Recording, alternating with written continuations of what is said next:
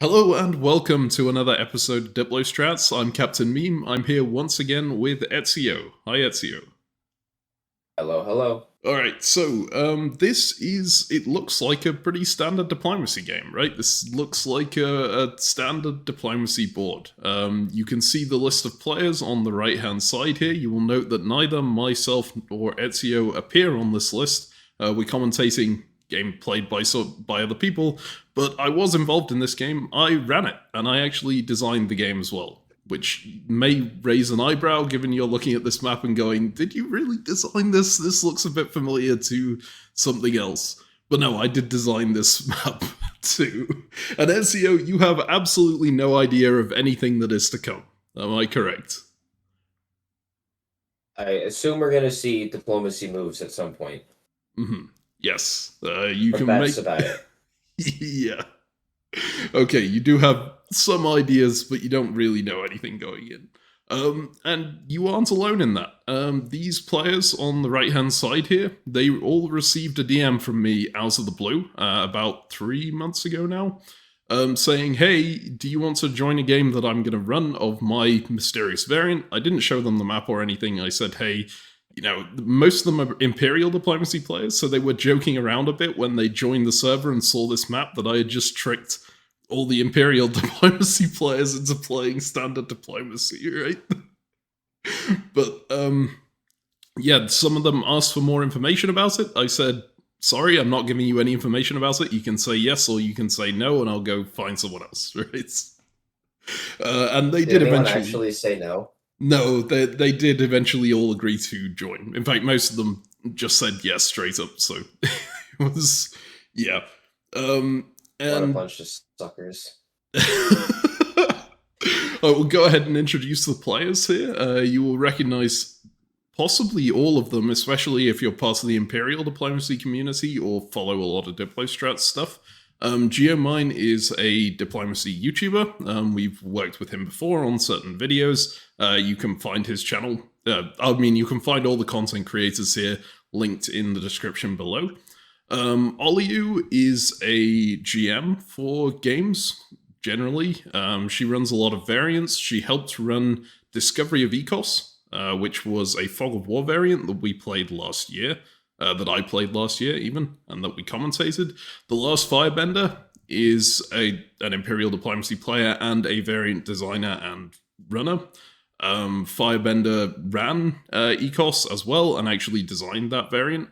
So, yes, she has been invited primarily based off of, like, there were two categories of people who I invited here. I invited people who had designed variants that I'd played in, and there were people who made diplomacy videos. Right. BenG is a diplomacy content creator. He works on the ImpDip Brits channel, which is an Imperial diplomacy channel that has mastered the art of clickbait. If you go have a look at that one, their videos are incredibly clickbaity. MichaelC is an Imperial diplomacy commentator. He has made some commentary videos on ImpDip. They are quite similar in format to our ones. I think they're well worth a watch. ThirdMunky, I think I've actually added an E in his name where there isn't one in reality here, but he is, again, an Imperial diplomacy commentator. He tends to do a lot of stuff on Twitch rather than YouTube, but he does have a YouTube channel as well. I'll link both in the description below. Sarfed. So Sarfed is a variant designer, and Sarfed was the main inspiration for me making this variant, because Sarfed's variant that I played in was called Mystery of Monjogo. Ezio, do you remember that variant? Yeah, although something was weird about my commentary in that video. I'm not really sure what happened there. That is correct. I'm not going to spoil anything about the Mystery of Monjogo video here, because in case people want to watch it, but it was a variant that had a twist, and whether that was a nice or nasty twist, I will leave to viewer interpretation, but I felt that Sarfed had earned the right to be in a diplomacy game that I had run, that I was running, that might have not similar themes, but themes that sort of reflected what I thought that variant had earned. That's a bit ominous, but we'll get to that in a second. And finally, we have Atlas, who is the odd person out here, because the rest of these are all variant designers or variant runners or people who make Imperial diplomacy videos. Atlas is not any of those. Atlas is someone I know very well in real life. And that was actually a requirement for the role that Atlas is going to play in this, because this is a bit of an asymmetrical variant. And Atlas needs to be able to get hold of me basically anytime, in case... I'm not going to spoil anything specific about Atlas's role, but they needed to be able to get hold of me, was the main thing. You will note that Atlas is a blue color that doesn't exist on this board. That might raise an eyebrow, and it certainly raised an eyebrow for the rest of the players joining this game, because they joined and saw this map in the maps channel, and were like, why are there 8 players here? This doesn't make any sense. And I did not explain anything at all. Alright, so any questions so far, Ezio, or shall I just move ahead here? So first thing, is this starting in winter 1900, hence why there are no units on the board? No, this is the pre-game map. I will post... Well, I only posted the starting map when the game actually started, and that map will have units on it. But right now I just posted this one as this is what the game board will be. Oh, because there's going to be a bunch of random blue. Okay, yeah, let's go. Alright, so the other thing that they noticed upon joining the server is generally in these variant Discord servers, there are a bunch of channels and of announcement channels and GM channels, as like maps and orders log and stuff like that. And there is a variant rules channel where the variant rules are posted, and there was a variant rules channel in this server as well. And they clicked through to check out the rules, and they saw a message saying, "Oops, I've lost the rulebook." Well, I'm sure you can figure it out. And this is why Ezio has no idea what's going to happen in this game, because you are going to experience this like one of the players. You also have absolutely no idea what the rules are going into this game, right? Okay. This is a rules discovery variant. And with that, we will go ahead into the spring. Okay, I'm just going to say one thing real quick. This is not like I'm discovering it, just like the regular players. Because the players in the game can have theories about moves, and they can test their theories, they can test things, they can talk to other people and get information, and they've got days, weeks to think of this stuff and figure it out. I'm doing this in a video where I'm looking at stuff after the fact and talking out of my butt. So it is not at all the same. Let's be very clear. That is very, very fair. Yes, this is a little bit unfair on Ezio in terms of, but also you don't have to come up with your own theories, right? We will see how things develop during the game, but obviously I'd quite like to hear your thoughts throughout the game on what... Yeah, the consequences are irrelevant for me, because if I'm wrong, no one cares. Yes. Alright, so this is the what actual... are the random fleets? So by random fleets, do you mean like these units here? Or... Sorry, but unfortunately they're not even fleets, because there are fleets which are the upside down triangles, but these are right side up triangles. Mm-hmm. Yes, so indeed. They're not even fleets. And then they've got the 1,0 on them. And then all of the player units have 1,1. And then obviously there's the fleet in North Africa for the memes. Yes. So this is an Atlas unit, in case you missed it on the previous turn. The Atlas is the blue power here. Yeah. Now, Atlas is a bit of an asymmetrical role, as I mentioned earlier. We are not going to see this game from Atlas' perspective. We are going to see this game from everyone else's perspective. Atlas is playing a very different game to everyone else here. Now, Atlas is playing a power called the Oracle. And as the game begins, I post in the variant rules channel saying, hey, it's alright, I found a page of the rulebook, but this is the only page any of you are going to get for the entire game. The specific page that I found was the victory conditions, which is always a good thing to have going into a game. Um, the victory game conditions specifically: if one power owns at least half of the SCs in the entire game, they will win the game. So that's the solo condition, right? Oh, suspicious. Suspicious as all get out. Oh, God. Why do you think that's suspicious? You didn't list the number of supply centers. Interesting. Yes. All right. The other game end conditions. If the Oracle is eliminated from the game, every surviving player will win. Right there and then. And specifically, it says win. So this is equivalent to the solo victory, right? And finally, if every other player agrees to concede to the Oracle will win the game. And that is all the victory conditions. So, going in with that information, what would your thoughts be as one of the players of these standard countries? Okay, so the Oracle was unbelievably overpowered.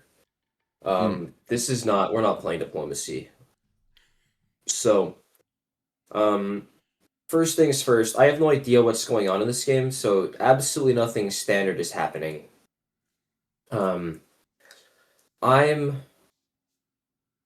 I guess I'm going to assume that the fleets in Black Sea and English Channel are essentially going to be Uber units controlled by the Oracle. At worst. Like, wow. So the win condition of eliminate the Oracle seems like the best one to go for by far, because there's no way that because the Oracle is going to obviously be ridiculously strong if all 7 players coordinating are going to try to kill the Oracle and fail. So there's no way anyone is going to be able to get to 18 supply centers, or majority. Here's hoping the Oracle can't like delete supply centers from far away. But obviously we all are going to need to work together really hard. For Italy, I guess? I don't know. So yeah, as every country, I'm going to take neutrals, and I'm going to be even friendlier than normal. Any opening that leaves me at all vulnerable is one that I'm not going to take this turn.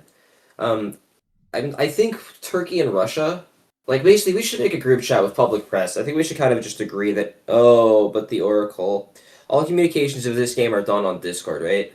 Yes. And it has to be, like, in the Discord channels, so the Oracle's gonna have access to everything.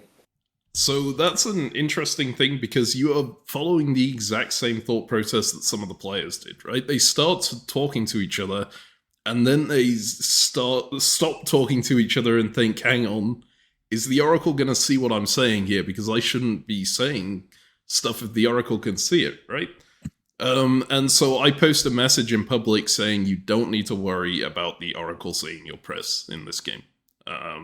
Just so that they don't just completely clam up and not talk to each other, right? Because I don't really think that's a fun dynamic for the game to have. Okay. We don't need to worry about it. That's not saying it's not happening, to be clear. Just say they don't need to worry about it. Interesting choice of words from the GM, but we'll let it slide.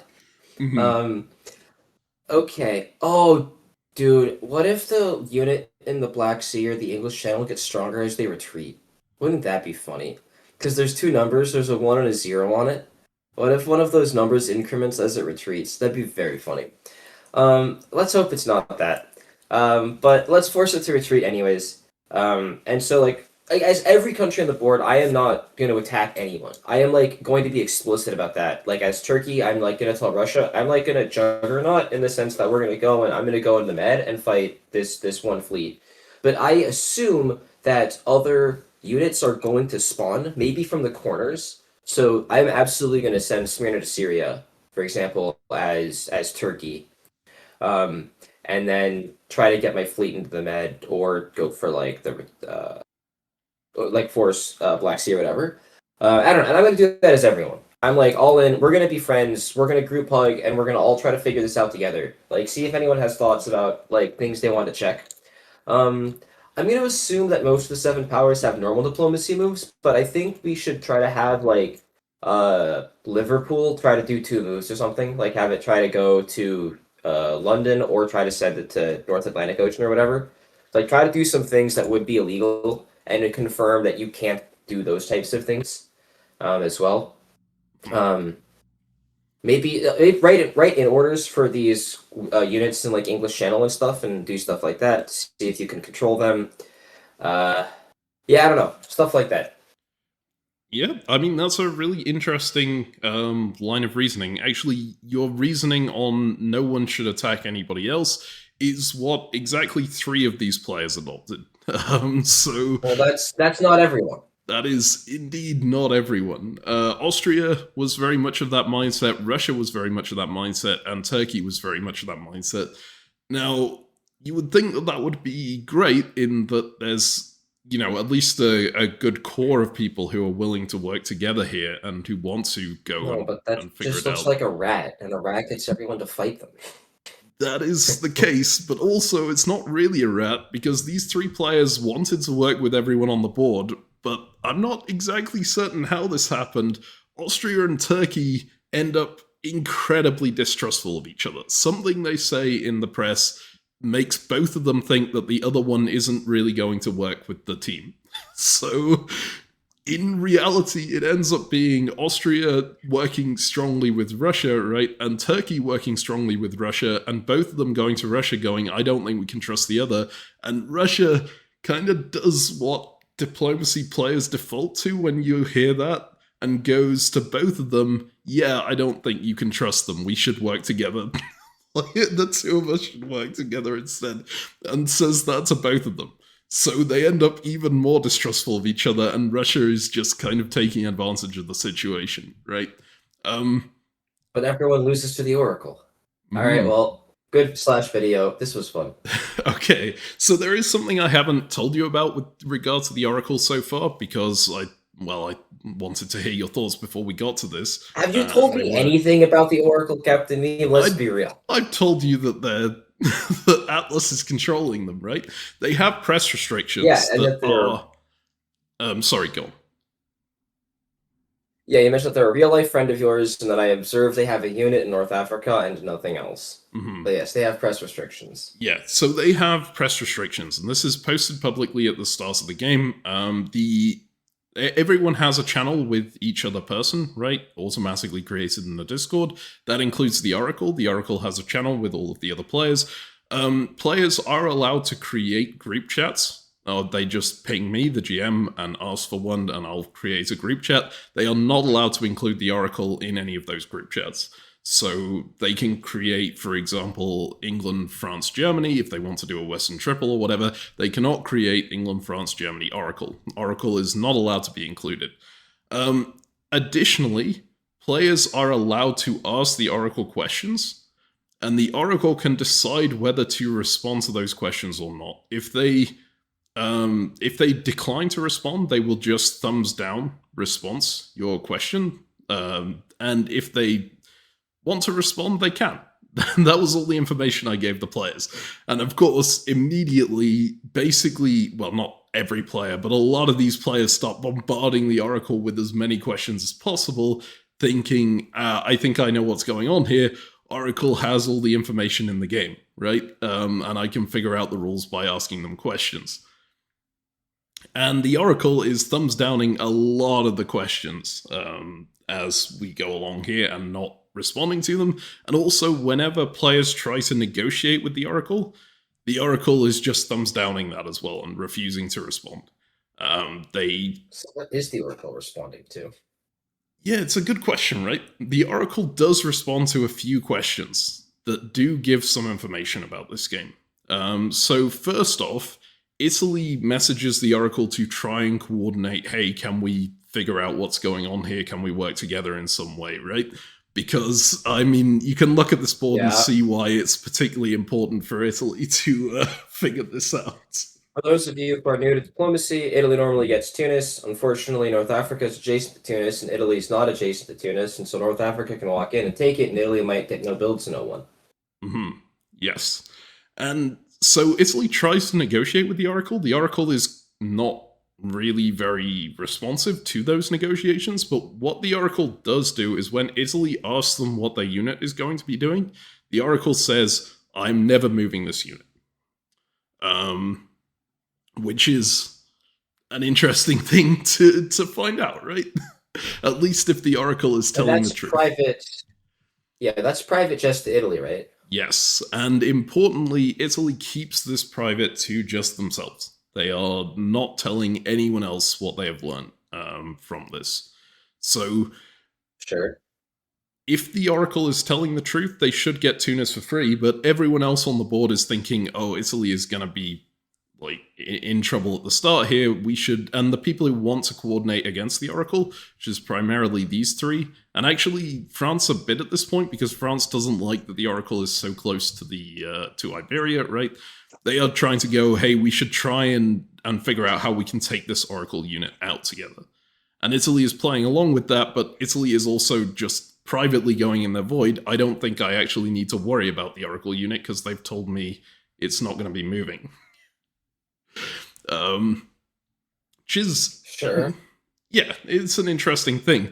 The other main thing that gets learned on this phase from asking the Oracle questions is something I believe Russia asked the Oracle first, which is how many units do you have? And the Oracle answers, I have 2 units. And then Russia starts trying to get everyone around the board to ask where this unit is, and the Oracle just isn't answering where the second unit is, right?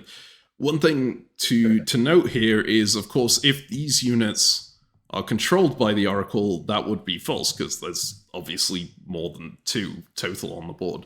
So it should eliminate the idea that these are Oracle-controlled units, but also, there's only 1 Oracle unit we can see on the board, so where's the other one? And so they start asking the Oracle all sorts of questions about where that unit could be. The Oracle is refusing to answer most of them, and then they start asking some questions about, okay, is it within X provinces of my supply centers? And a lot of people around the board ask whether it's within 2 provinces, whether the Oracle has a unit within 2 provinces of their supply center. I think Austria gets a no, Turkey gets a no, England gets a no, Russia gets a yes. So then Russia is panicking, right? Thinking, I wonder if they have a submarine unit in the Baltic Sea or something like that, or Gulf of Bothnia or something, right? And that's the main theory they have at this point, but they don't really get any more interesting information from that. Oracle is mostly thumbs downing everything, right?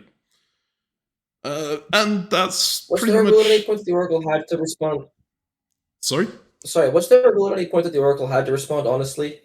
So there was no public rule that the Oracle had to respond honestly. So people could assume that they were lying, but also there's the question of why would they say these kind of things, right? Because there's probably more that they could get if they... like, the whole idea of asking the Oracle questions wouldn't really work that well if they could lie.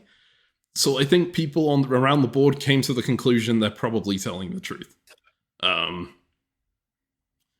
I assume that you would be very skeptical of any information that you got from them. Absolutely. I assume the Oracle's got some like point system where when they answer questions, honestly, they gain points and they can lose them to lie. So the Oracle is mostly going to be telling the truth, but then it's going to get to lie like a couple of times to really get the players when they think they can trust the Oracle exclusively. Again, the Oracle, if they get eliminated, loses the game and every player wins the game. And so they need to be absurdly busted. Mm-hmm. I mean, good thoughts.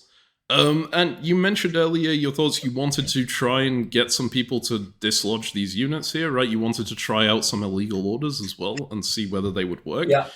I don't think the players actually come to the conclusion that they should try out illegal orders right now, but they do follow your other line of logic and figure out, yeah, we should probably try and dislodge some of these units, see what happens. They agree to leave one of the units completely untouched. I believe that's this one in the Black Sea. I can't remember the exact moves.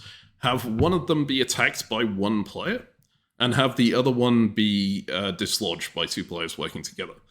And this seems like a really good approach, right? To basically test everything you can possibly test on the first turn. Well, if we there's one other thing. We should move to a bunch of non-NATO territories as well. So like St. Pete, South Coast should go to Finland. Because I bet that there's an invisible unit. Like the Oracle said there were 2 units on the board. I don't know. I think that's I think we should try to act assuming that's true for now, and trying to find it seems important. So if we can move to because that would explain why it would be difficult to eliminate the Oracle if they just have an invisible unit, and so it's important to move around and start doing some sweeps to get stuff, and this will be easier once we get more units. But I think it's find the missing unit is going to be the game for now. I mean, yeah, I like that reasoning too.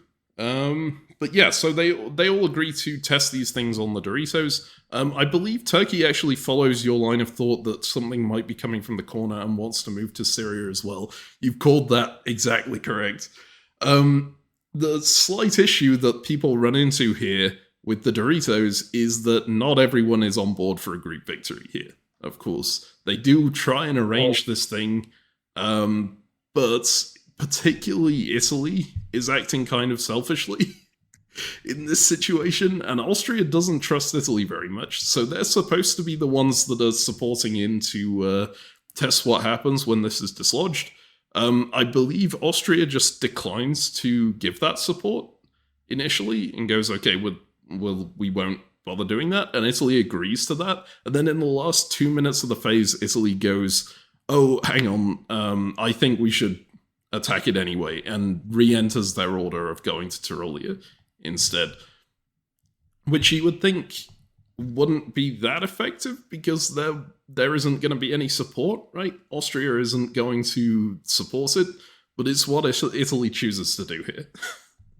So if we move ahead to the moves here, these are the moves that actually play out. You'll notice this Dorito the Doritos is what the players name these units at this point, is completely untouched. This one was supposed to have someone supported into it, but they declined to do that, and then Italy goes and taps it anyway, and this one was just having the English unit tap it. That was what they agreed to do. Is there anything you want to talk about on this board? All these units get in. Oh, I mean, let's see, are those Doritos retreating? It looks like they are. Because the arrows are black as opposed to red. That is a very good call. So, notably, something that we can't see on this map here is the orders log channel. There is an orders log channel in the Discord in this game. In it, I would post all of the orders that everyone entered exactly as they entered them. So there was a note at the top saying these are the orders that were entered exactly as entered, right? And then I would annotate next to them with what the results were, and notes on why things were invalid, if they were invalid, for example. And why the combat results were as they were. And in this case, you will note these arrows are black. They are usually red if something fails. So Ezio is completely correct. These units did get in. And in the combat log, in the orders log, it says that the result of this combat is that unit gets dislodged because it was 1 versus 0 fight. So that's something that they could get a little bit of information out of. And all of the players basically noticed this instantly. There was one other very important thing that's in the orders log on this turn, which you may also notice on the board here, that is a little unusual. Yeah, the hexagon. Indeed. The hexagon over here. So people saw it on the board, they go to the orders log to check what it is, and the Oracle has entered Fleet North Africa Transform. And adjacent to that, there is a little GM note saying, invalid, this unit is not in a high coast province. So this is why the order is red. It shows that something is invalid or has failed. And it failed because it wasn't in a high coast province. And the players have that information. And they all go, what the hell is a high coast province? We have no idea, right? But hey, they have a little bit of information there. So did you want to talk any more about this, or shall we just move straight to what happens in the retreat phase? I want to see retreats. Okay, so we have, this is the results of 1901. If we move to the retreat phase, you'll see both of these units enter orders on retreats, which are a little bit unusual. You do not usually see triangles symbols on retreats. And again, this is in the orders log. It says rocket English Channel launch, rocket Tyrolia launch. And as we move into the next phase here, you will note those two units have appeared on a new map. And this map is only visible to the players who are here, England and Italy, and the Oracle has vision of it too, despite there seemingly not being an Oracle unit here, right? And they appear on this brand new map. And they get their values reset. That's specifically mentioned in the orders log as well. These two units have entered space. Their values have been reset. Alright, so this is a lot to dump on you all at once here. And of course, the players had a lot of time to think about this and look at this. Although, of course, only Italy and England are looking at this because the other powers don't have the vision. What are your immediate thoughts looking at this new map? What? So, there's these weird squares that are shifted, or rotated, I should say, that have values of -1, -1, and then 0 and 1. I feel like one of these is a movement and one of these is a strength. So like how far they can go on a given turn. And then their combat strength when they get there. But if that's the case, then 0, can't do anything, which is odd. Because it can't move. So maybe not moving. But like the values reset is annoying. What are the... Oh, these are satellite-y things. That's what that is. That's what satellites look like. Okay, great. But so are they in orbit and they're just gonna rotate every turn? But then why do we have armies and fleets in space? All right. I don't see any supply centers. I don't see any movements. I don't see anything. This just looks like a bunch of emptiness. Pink and green. I mean, look. If I'm a 0, as Italy, I'm gonna try to send my army into that Austrian satellite. Yeah, good thought. I'm gonna try to do that. So I do need to quickly say, because I forgot to say this earlier, every turn I would provide the players with a list of where all their units were, right? And what units they had to order. And they would they would be given that in abbreviation form. So on this map, for example, Russia would have a St. Pete, which is STP. This one would be BOT, because it's Gulf of Bothnia, etc. Yeah. These units on this map, this one is in C4, and this one is in J2, I believe.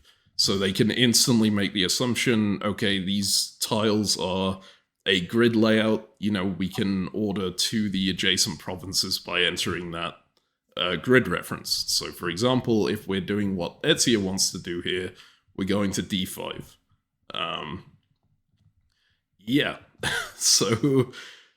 I think that's a good assessment from you at the start. You got the fact that they are supposed to be satellites a lot quicker than the players did. I will say that.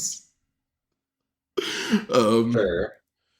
But yeah, I am... But then, are they orbiting? Because satellites are in motion constantly. Which makes me sus. But I don't know. For now, just assume that they're not. Just, move into the spot and see where it goes. Try to move it anyways. Who knows if it can? We don't know if anything can move because it's got these stupid zeros. Did any of the values of units change on the board? I don't think so, right?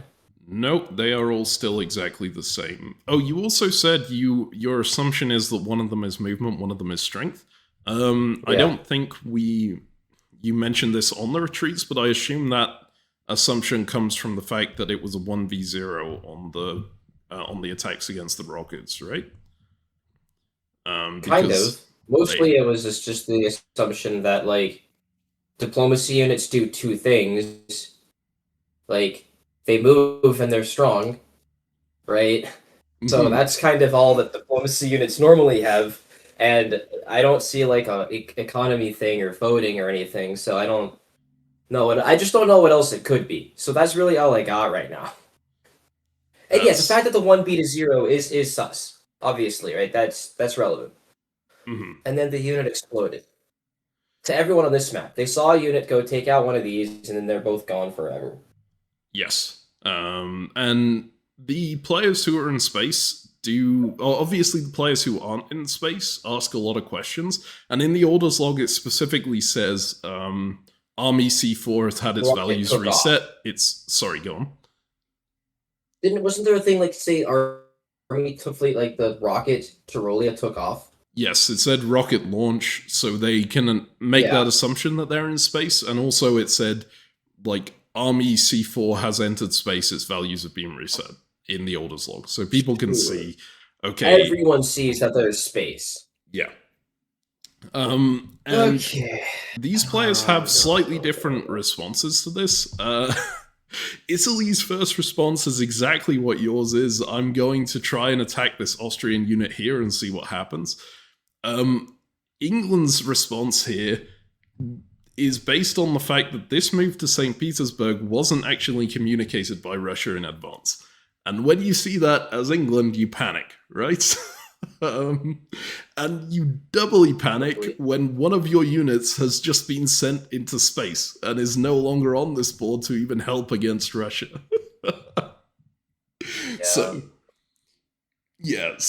England is absolutely panicked and decides, okay, I'm going to use the fact that these other players don't know they don't have vision of this other board, right, to my advantage. And goes to Russia and says, hey, I'm on a grid which is above, which is like semi-transparent above the normal board. So he claims that he can see the normal board through this grid, and that his unit is now over Moscow. And his intention with this was to sort of like semi-threaten Russia or give some indication that I'm able to do something to your centers if you do bounce me out of Norway. And it seems to work. Russia doesn't really want to mess with England at this point. I'm not sure whether they would have messed with England anyway, but they're doubly backing off thinking, okay, England might have some kind of like ability to attack me from the sky, and I want to figure out what's happening up there before I risk anyone's wrath, right? Yeah, it's also kind of perfect if you're trying to do a juggernaut. You can get this fleet in Romania out into space, right? Yeah. So that's just great news for them. Yes, and in fact, these two players are allied, right? So they decide, okay, one of us needs to go to space. They both want it to be them. Because they, it's a new map. They want to explore the new map. And it's just like for power. Like the fleet, both people want to go to space because it's very rational. Everyone wants to go to space. Mm-hmm. Yes. And these two players decide to flip a coin between them to see who gets to go to space. I believe Russia wins the coin flip. And Turkey is a little frustrated that Russia has won the coin flip, but accepts it, right? And sort of goes, okay, fine, you go to space, and then I'll figure out how I can get to space after that point. Because there must be a way for other people to get to space, right? There's no way it's just going to be 3 people go to space and then that's it. At this point, because of the barrage of questions that people have been asking Atlas on the previous turn, which I really should have predicted, but I didn't think they'd ask quite that many questions. I put a limit on the number of questions that you could ask the Oracle just to stop people, well, keeping Atlas up all day, right? To answering questions. Some hard spamming, because people are going to ask just hundreds of questions. Yes. Notably, I made it so that it's a limit on how many questions Atlas will answer rather than how many you can ask. So if he gives a thumbs down, it doesn't count towards it. But it does mean that people were a bit more careful about the questions, especially given Atlas starts being very cheeky with his answers at this point. So there were points at which players would ask him something like, "Can you tell me about X?" Right? And He would say yes. his answer is yes. And then that's one of the questions gone for that turn. And that happens to basically everyone in this game at some point, despite them all like warning each other about it and trying to make sure that they don't waste their questions, right? Because everyone in this game is incentivized to make sure that everyone else gets as much information as they can out of the Oracle questions if they're all working together against the Oracle, which admittedly they're not all on board with at this point, but it's a possibility. So they are all warning each other about this, but they all fall for it at some point or another, and then they get burned, and then they learn, okay, let's be a bit more careful about what questions we ask the Oracle in the future. Yeah. It was very funny to watch. Okay. I'm just trying to think what else I need to go over here. I do make some not important adjudication mistakes on the map, but some coloring differences that I resolve going forward. You'll note that Albania has an Austrian unit in it, but has not been colored in on this turn. That was a mistake on my part. That should be colored in Austrian. And I also, at the same time as I fix that, I end up saying, okay, Italy went into Tyrolia, so this should be colored Italian.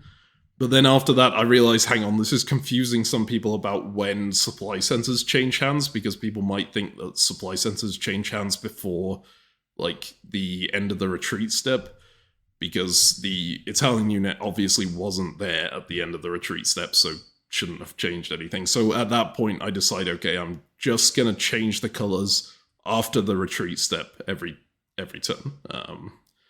So that will become more consistent going forward, but right now it's a bit of a mess.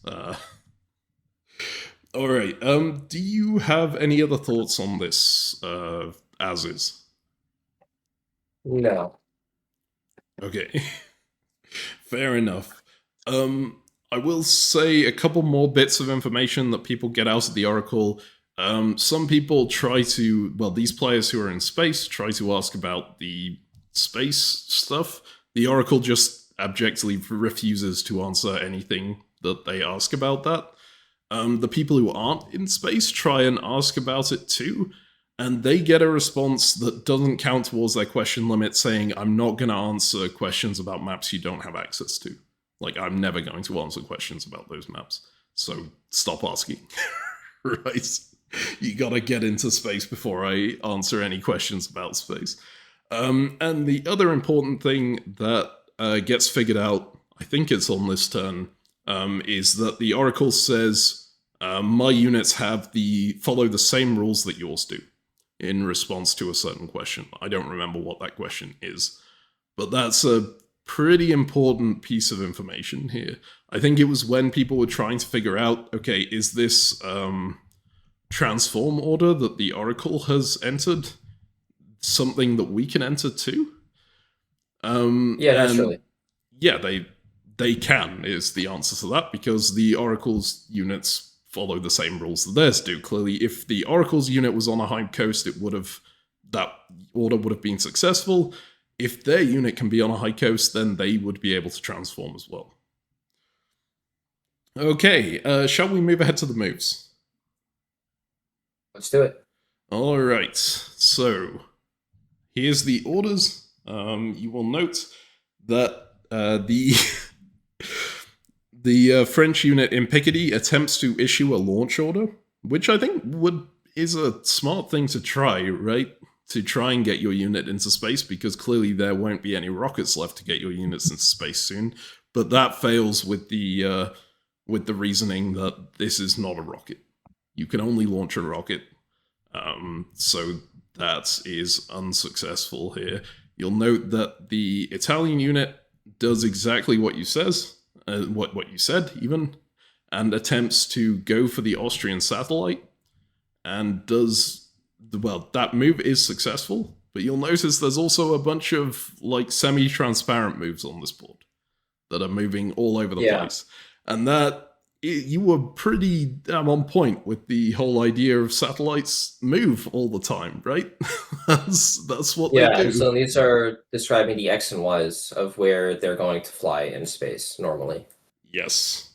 And this is you were completely on point with that. So -1, for example, this means this moves down 1, right? 1 means it moves this way, for example.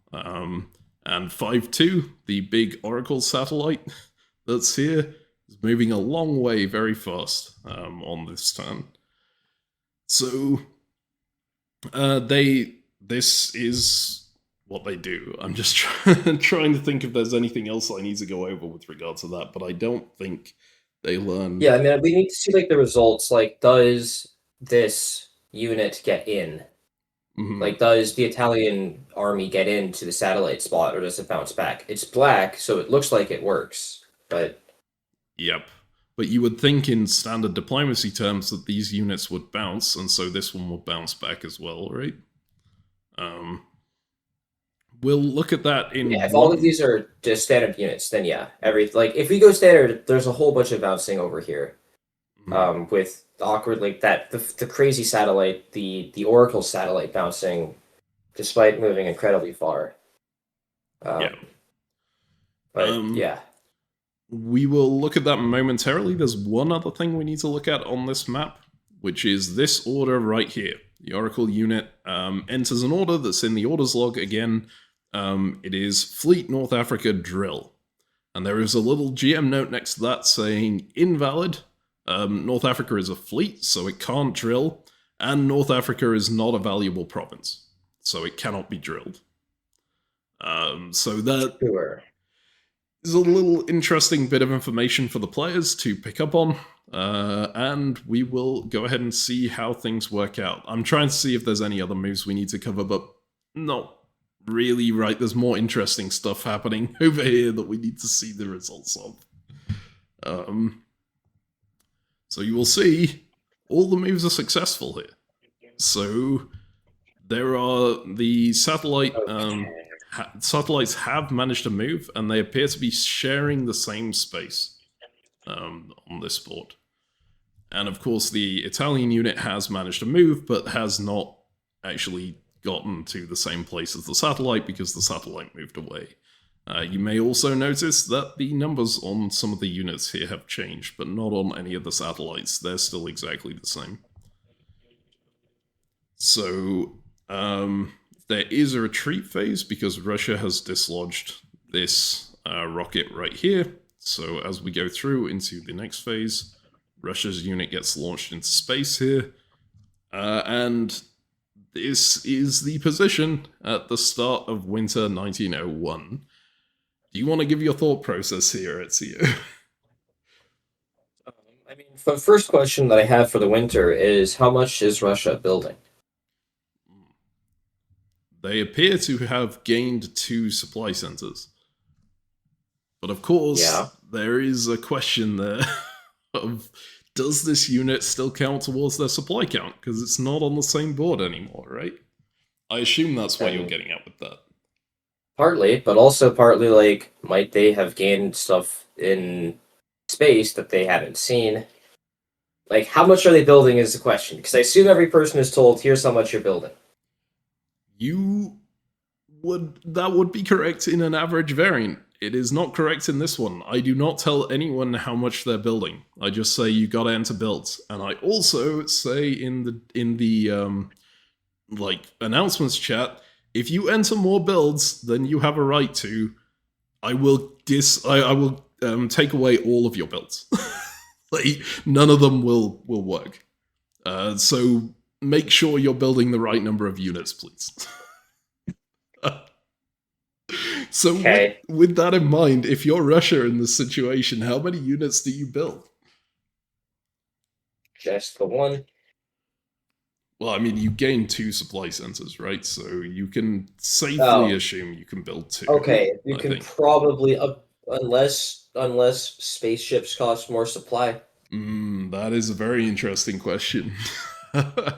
I should be specific with the announcement that I made. I said if you enter more build orders than the difference between your supply center count and your unit count, and specifically like the positive difference or whatever it is.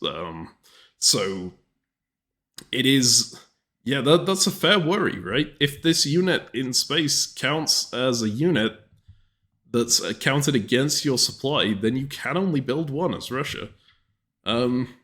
So that is actually not a thought that any of the players had at this stage. They just assumed that these satellites would be free units for them, which would mean that there's a whole lot of failed builds if that's about to happen, if that's correct. If your assumption here is correct. Yeah.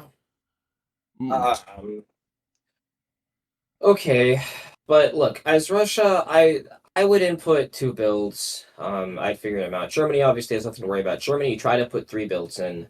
Because Germany can't see this, I assume. I assume no one's told Germany that they have this satellite going on. So I believe that England and Italy were both kind of cagey about the information, right?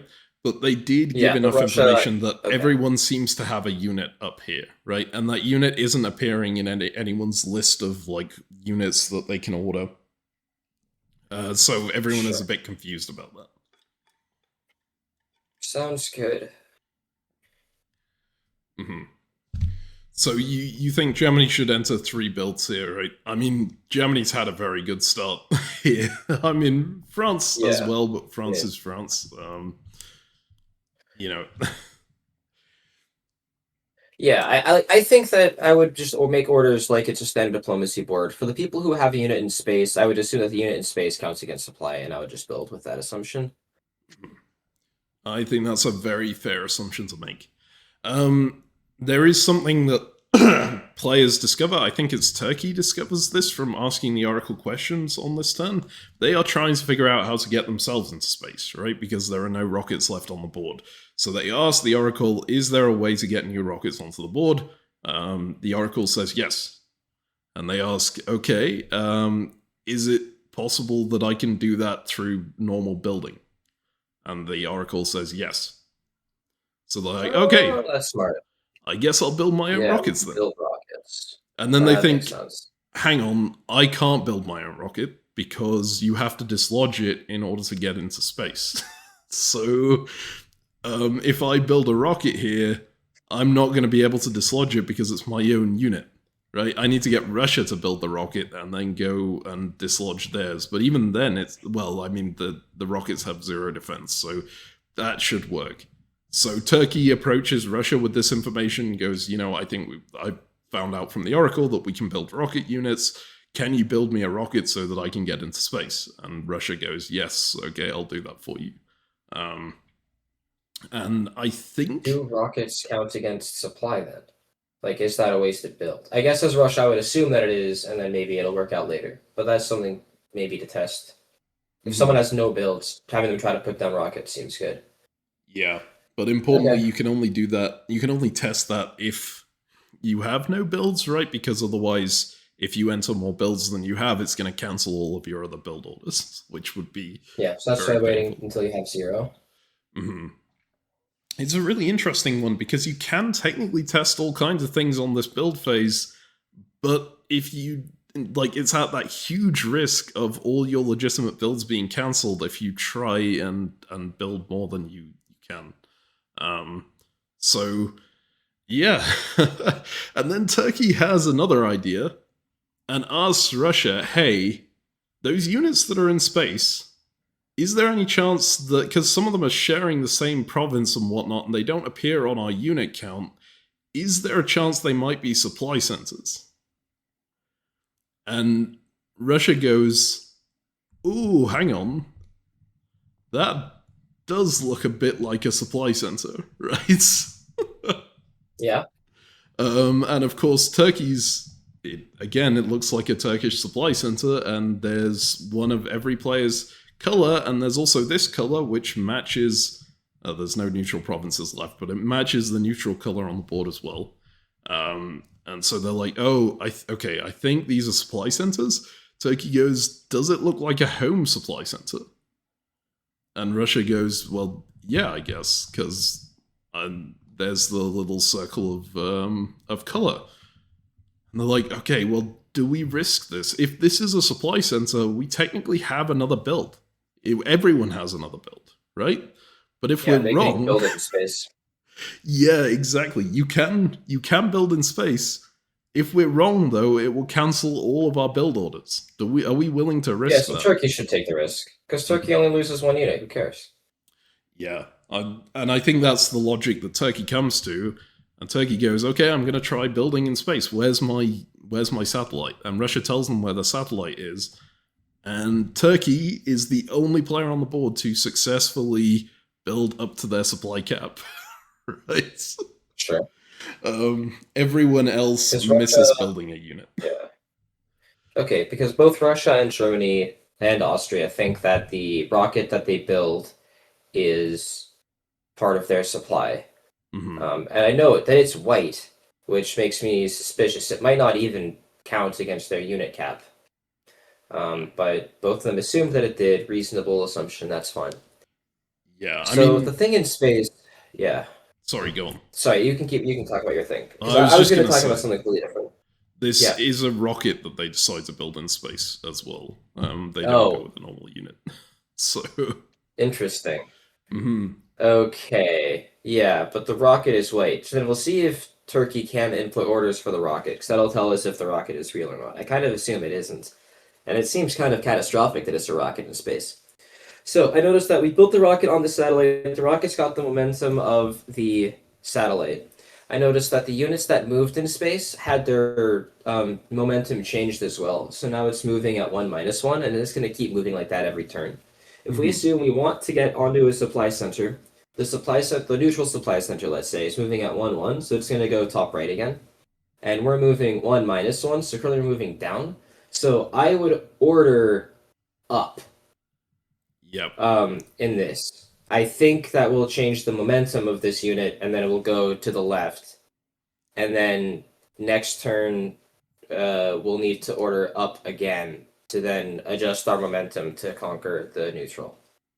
So that's how I think space movement works. That's a really interesting thought, and we will see on the next turn whether that's correct. Because, of course, that's not something you can test until you've been in space for 2 turns. Because obviously, if you come into space on 0-0, if this is your momentum, then you are just going to end up wherever you order on the first turn. But exactly. But here, no, this is clearly momentum. And then it's weird to me that units on the board have 1-1. I mean, the Rockets had 1-0. Yes. I don't get it. Because my momentum theory doesn't it work in space. It makes so much sense. It works a lot. Physics is cool, but on the board, if every unit has 1-1, then it works because every unit just moves relative to each other, and you don't bother showing that on the map. That's fine, but it's not the case. Some of these rockets, the rockets have 0, and so they would have moved relative to everything else. Maybe it changes what the thing is, like, because the value got reset. Maybe just on land, it's strength and movement or something, unclear. But then in space, it becomes momentum, and that's why stuff gets reset when it goes to space. I'm not sure. That's a really interesting thought too. All right, I'm gonna talk very briefly about one of the other things that comes up during this build phase, which is, of course, something you've already mentioned here. The fact that these players built rockets, right, including this one that's now in space, and they appear to be neutral units. And they indeed, when we go into the next turn, they do not show up on the players' lists of units to order. And this one that's in space does not give Turkey vision of space. Turkey still doesn't have the space map going into this unlucky. turn. Yeah. So players... So it's pretty important to note the wording on the announcement that I made about builds. It's if you enter more build orders than the difference between your unit count and your SC count, then all of them will be cancelled. So these do still take up supply in that sense, right? You have to be careful about how many units you build, because you can only build as much extra supply as you have. But this is not their unit. So it's not going to take up supply going forward. It just takes up a build on that turn. Interesting. Yeah, and importantly, because it's a neutral unit, they don't need to worry about the fact that they can't dislodge their own units, right, that have now been built. So that is going to come in very handy for Austria and Germany, for example, because if these had been their own rockets, they would not have been able to dislodge them. All right. So, anything else you want to talk about on this board, or shall we just go ahead to see the moves? I want to see some moves. Okay. Let's go ahead here then. So notably, at this stage in the game, there are some different approaches towards working together as a whole. England has now gotten fully on board with the group who are trying to win as a group. So England posts a big void post about how they think that a solo isn't really possible now that they're looking at another map that has even more supply centers on, and they still don't see a second Oracle unit, so there might be even more maps out there with even more supply centers on. They think the only reasonable win condition is going to be eliminating the Oracle, so they jump on board with everyone, not with everyone else, with these three powers who are trying to win as a group. Sure. Italy is still very independent and looking for a solo victory in ways that they can do that. You'll notice that they don't bother dealing with this Oracle unit at all. They just decide to support themselves out to the Ionian Sea. And Germany and France, they haven't really been talking so much. They've been sort of gunboating. France is more active than Germany is. But Germany has sort of been gunboating the whole thing and hasn't even been talking to the Oracle very much, or asking questions to the Oracle very much, which has made everyone else on the board suspicious because other people have gone to them and said, hey, what have you learned from the Oracle? And they've gone, oh, nothing. And of course, everyone else thinks, oh, they learned something important from the Oracle and they're not sharing it. So everyone around them just goes, okay, let's just go and kill them. And poor old Firebender, who this has a habit of happening to them, ends up getting coalitioned on this turn again. This looks like a pretty rough one, especially since, if my understanding is correct, this army in Berlin is going to get launched into space. Yes. And so won't even be around to defend. And so it looks like Germany's losing a lot. Mm-hmm. Yeah, I would say. Well, don't take Belgium and be low activity. That's my advice. Yeah, that's very good advice as well, because, I don't think this would necessarily have happened if Germany hadn't gone +3 in the first year. Everyone around them sort of had this thought that, oh, they're out for themselves and are playing for a solo, and they're a huge threat that we need to deal with because they're big, right? And they're not working with us. Yeah, I think that's very good advice. Belgium is a problem if you are gunboat. Yeah. So 3 people drilled, right? We see Norway, Constantinople, and Portugal ordered drills, and then these ones look partially successful. Oh, 4. I missed Romania. There's actually Denmark as well, so there's 5 here. There's a Sweet. lot of people Lots trying. of drilling. Oh, yeah, I'm convinced that the Denmark drill is irrelevant. Because that's going to get cancelled.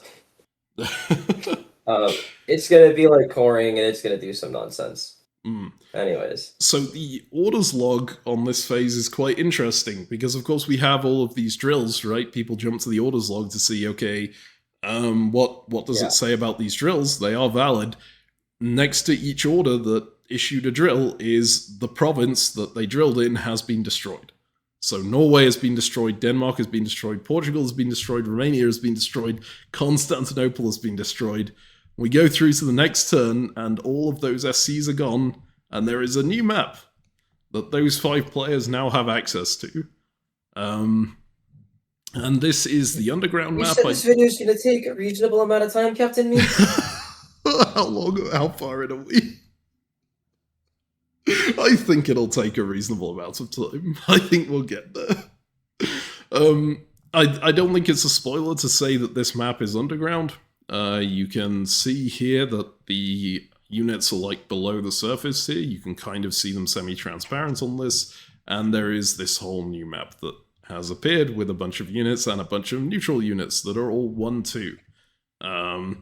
There are also some weird patterned provinces on this map that you can see in 2 different types, and there is this one weird thing on Kiel in the underground map. And we didn't even look at space, but you were absolutely correct on this. You can see that the momentum is carrying them in a certain direction, the order is added to that momentum, and they get a resultant vector coming out of this. Sorry to people who hate physics. At least you're not having to figure out how the hell to order units around in this area. I know some of the players got frustrated by this during the course of the game. But yeah, this is Ezio called exactly how these work on this front. So Italy orders up, cancels out their downward momentum, and ends up just moving to the right. Here's a case of game mechanics working really nicely with the theming, because movement in space works much more like this than elsewhere, because things have momentum, they move around. It's simplified somewhat because we don't have to worry about orbit, because normally like stuff in space also has whatever. So we don't have to worry about that, thank God. But like stuff in space, whenever we talk about like moving in all these space movies, it's always talking about like acceleration. So this just made a lot of sense. So it worked really nicely. That rocket in space is giving me a headache because I really hope we're not leaving like the solar system or whatever. I hope it just goes back to Earth. It's all, but we'll see. It'll be interesting to see. No, I think yeah, I agree. It works really neatly with the mechanics in here, even though it was a bit of a pain for the players to figure out, right? And notably, this map also wraps. You get to see that on this turn as well by Russia attempting to order to C1 up here. And I will say for the viewers, sorry that the grid goes in the opposite direction to the momentum. That was a mistake on my part. Like, the coordinates should really have started A1 here, but A1 is actually here, which was definitely annoying to the players as well. But that shouldn't matter for our commentary. A1 is at the top left. As opposed to what? The bottom left, if it was matching the momentum, because up is like 1 and not -1, it should be here, A1, right? But it's actually up here, so it goes in the opposite direction to how the momentum goes, which... I hadn't thought of that. Yeah, that's obnoxious. Yeah, you're right. Yeah, that was a mistake on my part, and sorry about that to the players. But to the viewers, that won't really matter, because we won't really need to refer to these grid references through the commentary. So the map wraps up-down. You can assume that it maps left-right as well, and your assumption would be correct. In fact, I think this satellite just proved that as well. Okay, so... anything else you want to talk about here? There is a whole new board, of course. Yeah, we got a whole new map, which is funny. It looks like non-supply centers on the main map are supply centers down here. Things like the different colors are weird because you've got the blue thing, and then the blue hexagons and the green squares, and then initially I might be missing a couple, but it looks like every spot that's a supply center on this bottom map is not a supply center on the main map. That is accurate, and that is for a very good reason that we will not figure out for a while. Yeah, and then obviously Germany's going to move into Kiel and go to the radio tower, which is going to do something really cool. And so that'll be great.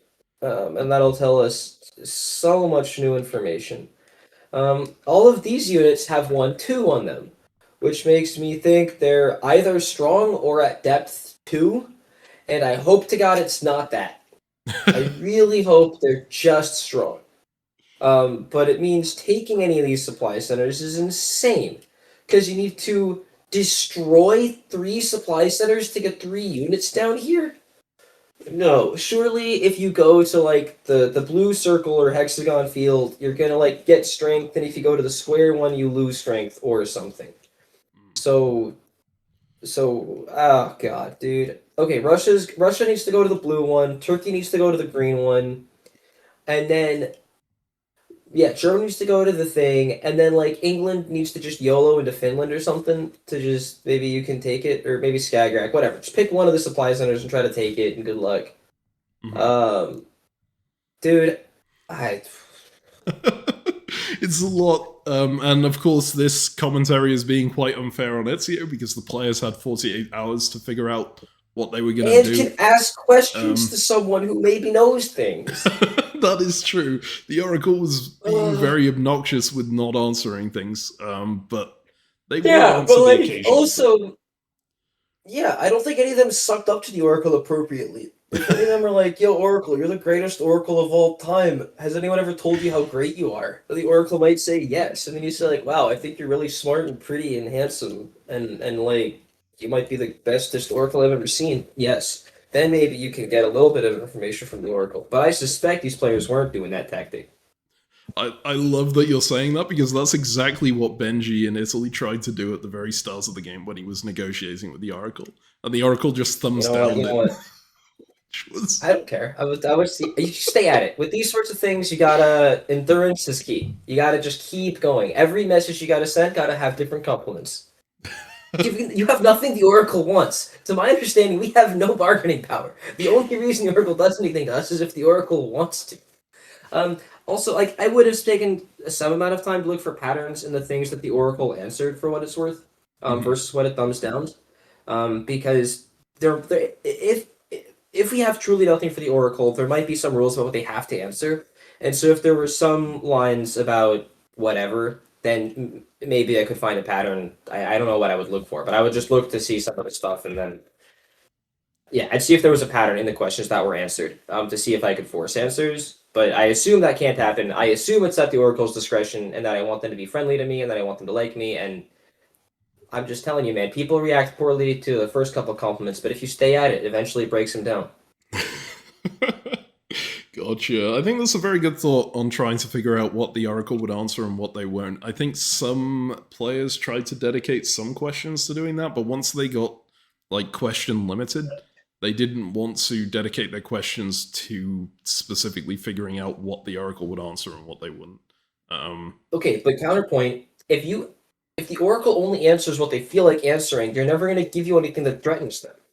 Like they're never going to tell you how to beat them. So like, and I still think the only way we're going to win this game is by teaming up against the Oracle, because the Oracle is going to win the game somehow. They have a game that they are playing. They're not just here to troll you guys. CaptainMeme is not that type of thing. So something's got to happen, and we need to figure it out. And we're not going to figure it out at the Oracle's discretion. Surely they're not like, yeah. So good luck, us. I can't believe that Denmark is gone. Like all of these supply centers don't exist anymore. Yeah. It's super interesting as well, right? It changes the board dynamic so much. Do the other players see the like the transparent units? Yes. Like this is what everyone sees in the map, so they just know that there are units underground now. Yep. Oh my god, and we have no order list, so we have no idea what they're gonna do down there. I mean, okay, one of the units that's down in the underground needs to like fire something up, like shoot a rocket, or like I don't know. They gotta try something. They gotta do something weird because maybe like move into Spain and then undermine or something. It's an interesting thought too. I should mention the orders log is public to everyone for every unit, regardless of whether you can see the map or not. So the orders that were issued in space on the previous turn, they still appear in the orders log, even if the players couldn't see other players couldn't see what was going on up there. So they would see, for example, like D5 to D4 on the orders log, and the fact that it was successful. So they are still going to see what's happening down here in terms of the orders log. They aren't going to see exactly what's happening unless they get to that map, right? I just wanted to clear that up because I realized I had not mentioned that kind of thing. I think it's an interesting thought to fire things up. I think you're missing one crucial piece of information that was obvious to the players and that I've completely forgotten to mention in this commentary so far, which is the name of the map's channels. So this map, in the Discord, the channel that it was being posted in was called Maps, which is pretty standard for a variant. That's where the map is usually posted. This channel, and something that I think would probably have helped you get the mechanic even earlier than you already did, although I don't think you needed the help, was called Conserve. Which... Oh, well, that's a joke. Yeah, fine. Yeah. Okay. It didn't matter. I got it. Like, I made moves to turn one. I'm fine. Okay, great. What's this one? This map is called Harvest.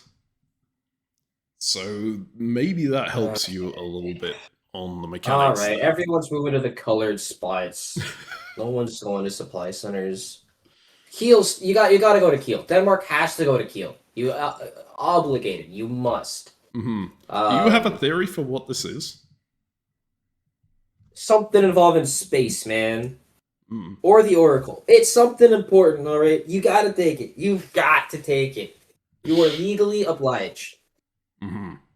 All right, well, shall we move ahead and see? I don't think we've even done retreats yet. Hang on, there's still the launches that happen, so we get 3 more people in space.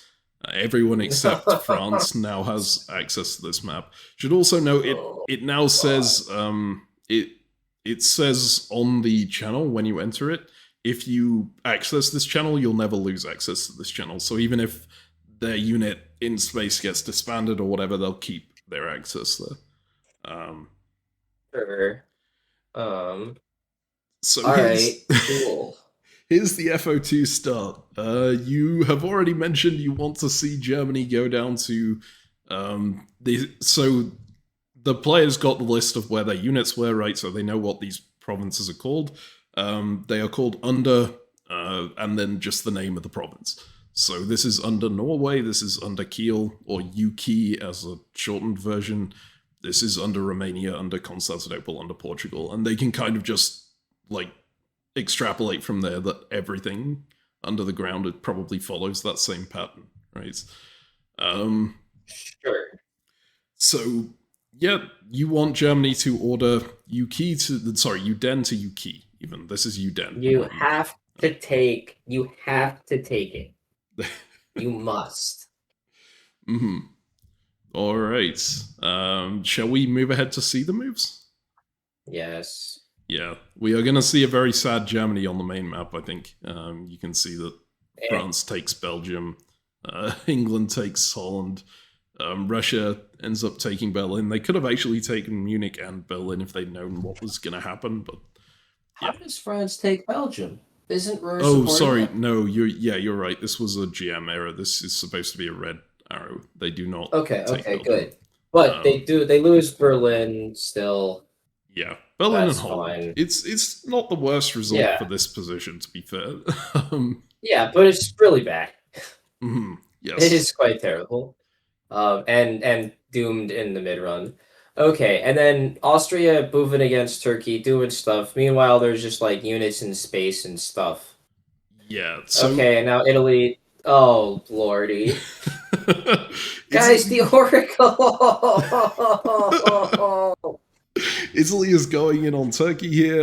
Italy had some interesting last-minute negotiations. They were trying to get a support into Greece for a lot of this phase, and Turkey wouldn't accept that, so they end up going into Eastern Mediterranean and offering to work with Austria instead. Turkey does not trust Austria at all, hence the support hold, and Austria jumps into a province that doesn't exist anymore, Romania. But it still has an arrow on the board, and it's a successful move, so it's something That's gonna dive into the underground. Yep. That is correct.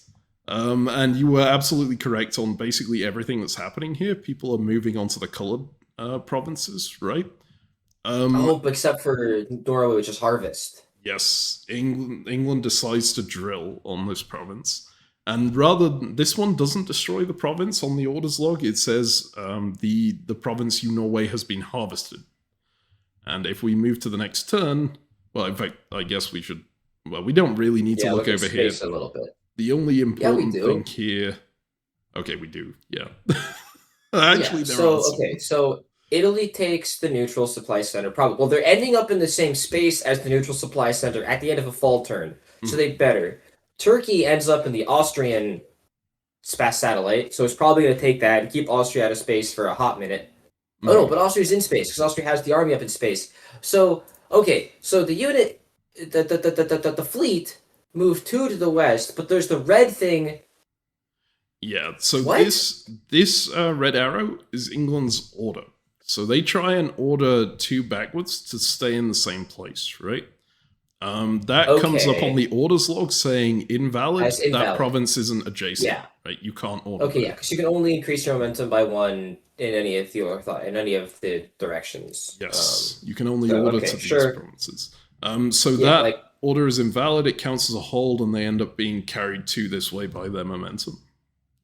Okay, but that was a really, really useful check because, as they noted, they would have ended up in the same supply center as the satellite.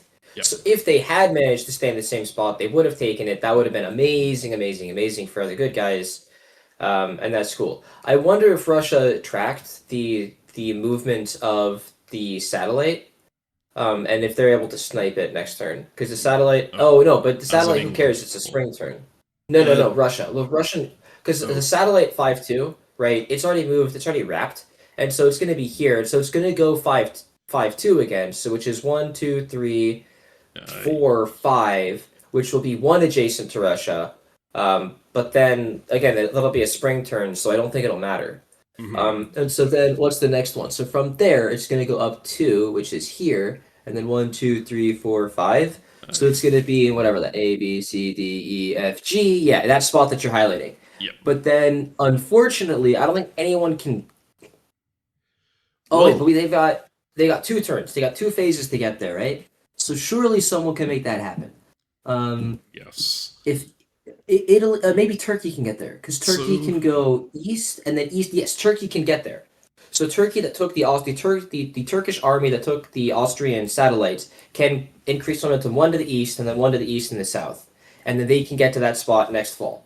So as it's set up, Turkey is set to snipe the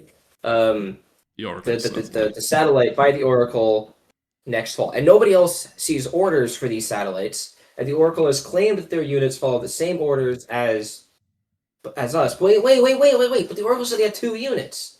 If they have 2 units, the satellite's not a unit. I don't think it can't be moved. So the satellite's not the thing. I think Turkey should plan on capturing that next year. This is all very good thoughts. You have missed one thing that happened here, which is that Austria moved 1 to the left, which does capture the Oracle satellite this turn. So they don't. Yeah, but the satellite's still going to be there. Yeah, but Turkey's still going to get it. It can. It's still like Turkey's just a war with Austria now. Yeah, but yes, it's good to note that it's been taken from the Oracle, and maybe the game's just over. Maybe everyone wins right now. It's very possible. That would be a bit of a disappointing outcome. Although rolling his eyes, it might be a good outcome for you, given that you would get to finish up commentating this. But hey, no, I think you're interested in what some of these other things mean, right? All right.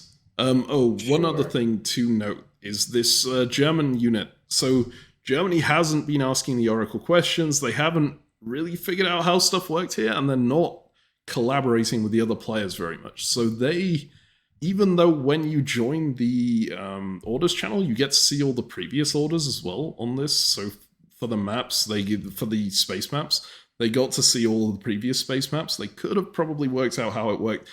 They didn't figure out how it worked exactly. So they end up just moving in this direction instead of taking a supply center, going a different direction here. Yeah, weird. That's really surprising. Oh, well. Unlucky. So you can see here there's a retreat that's going to happen for. In fact, I think this is a forced disband because there was a bounce in Kiel. What if it tries to lift off? Hey, it could, I guess. No, it should try. So actually, really importantly here, this is something I do need to mention. Whenever in the orders log, whenever a player unit has a retreat, it will list out all the retreat options for that unit. So in this case, it goes The unit in Holland needs to retreat. It has the following options: disband, right? And that appears in the orders log. That is the only possible. Yeah. So that is something important here. Other things. This right here is that is the unit that has drilled on that province. You'll note that the background of the province has gone, and one of the numbers has been incremented by 1. Flex. All right, cool. Mm-hmm. Which Did anyone get to one of the green spots? No. Okay. Russia and Turkey are in them, but they haven't. But they didn't drill them. All right. Well, here's hoping they do cool stuff. Yes, and Germany. Wait a second. Why doesn't Trieste have a spot? Like, there's like a ton of supply centers are special. I guess not all of them, but the vast majority of supply centers are special. Whatever. I don't care. All right, cool. Anyways, Austria. This is gonna be cool. Okay, so Germany's in the spot with the tower, but nothing. I would order broadcast or like spy or whatever. I would try to find a bunch of orders. Like, I would beg the Oracle for information on what to do in this spot. I'd promise to help the Oracle with anything they ever needed if they tell me what I can do with my unit here. Okay, this has reminded me as well that there is another piece of information I need to give that the players had that I've once again forgotten given this video, which is that over here people have figured things out from the tile names at points, right? When a unit is standing on top of a satellite, that satellite appears in the tile name in their orders, in their unit log.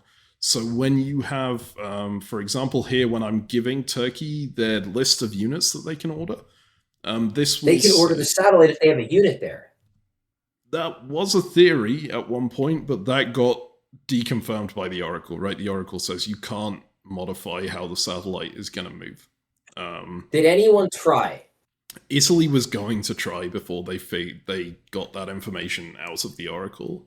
I think that's a really good thought as well, and would be really cool, but it's not the case.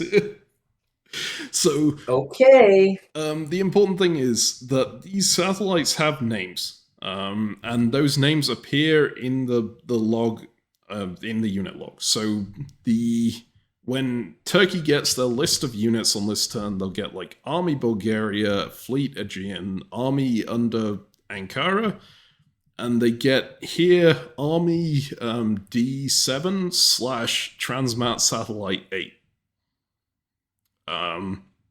And it's given in abbreviated form, so it was given as TS8, for example, and these all are Transmat Satellite some number, but they were allowed to ask me what the full name of any province they were on was.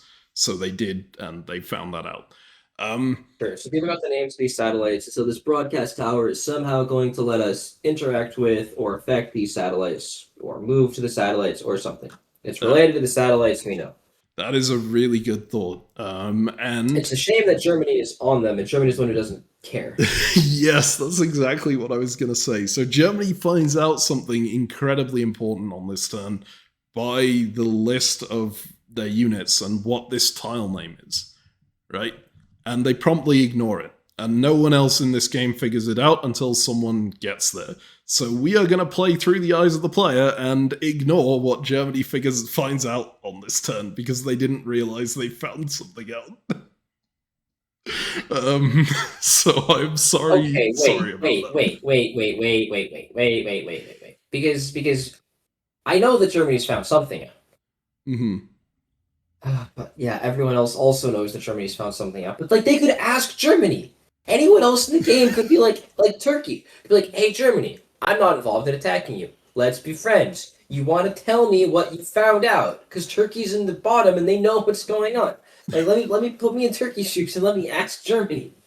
Like, come on. Come on, man. Yeah. I mean, yeah, they could have done.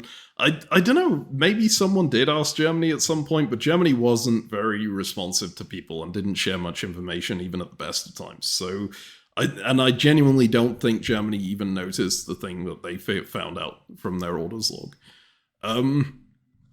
Sure. Yeah, and importantly, in the resulting orders log, I list the orders exactly as players enter them. So if someone in space, for example, if Turkey here issued the order D7 to E7, right?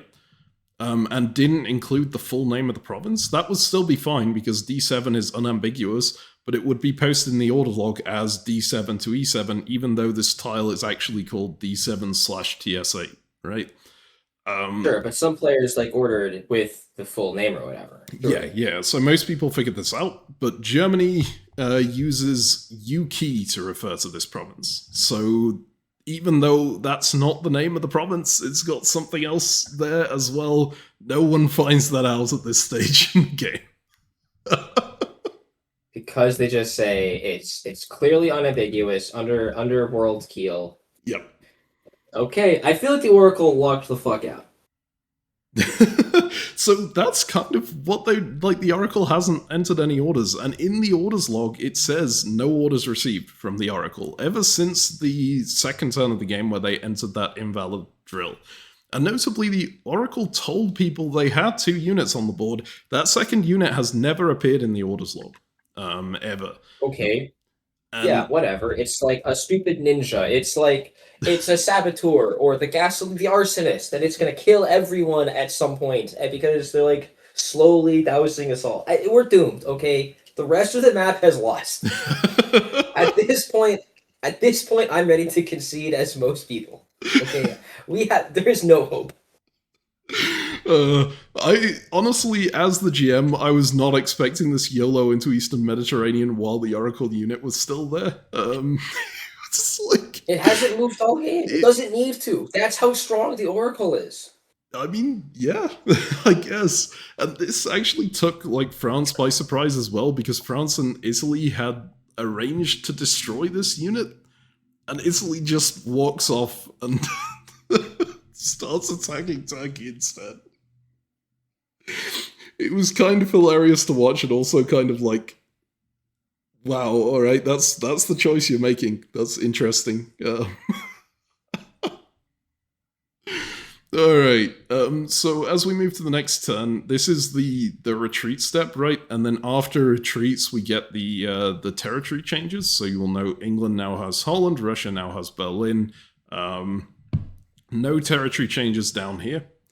No one's taken any supply centers, and up here the satellites do indeed change ownership. And there's one satellite in particular that I think no one was expecting to change ownership that does, and it's this one right here. Oh God. As the GM, I felt so bad about this, right? Because Turkey had they built in space when they didn't have access to space. They'd like built a rocket there and shown everyone that building a rocket in space was possible. They didn't gain access to the space map from it. They didn't gain anything from it, and then they lose a supply center to it. Oh my God. It was hilarious, and I was feeling very sorry for them at the same time. Yeah, that's excellent. And it's doubly bad here as well, right? Because they have the Italian units have YOLO'd into Eastern Mediterranean, and they've dropped one of their units through Constantinople now, so they're still maintaining 4 units on 4 supply centers now. And they only have 2 units on the normal board. Oh, it's pain.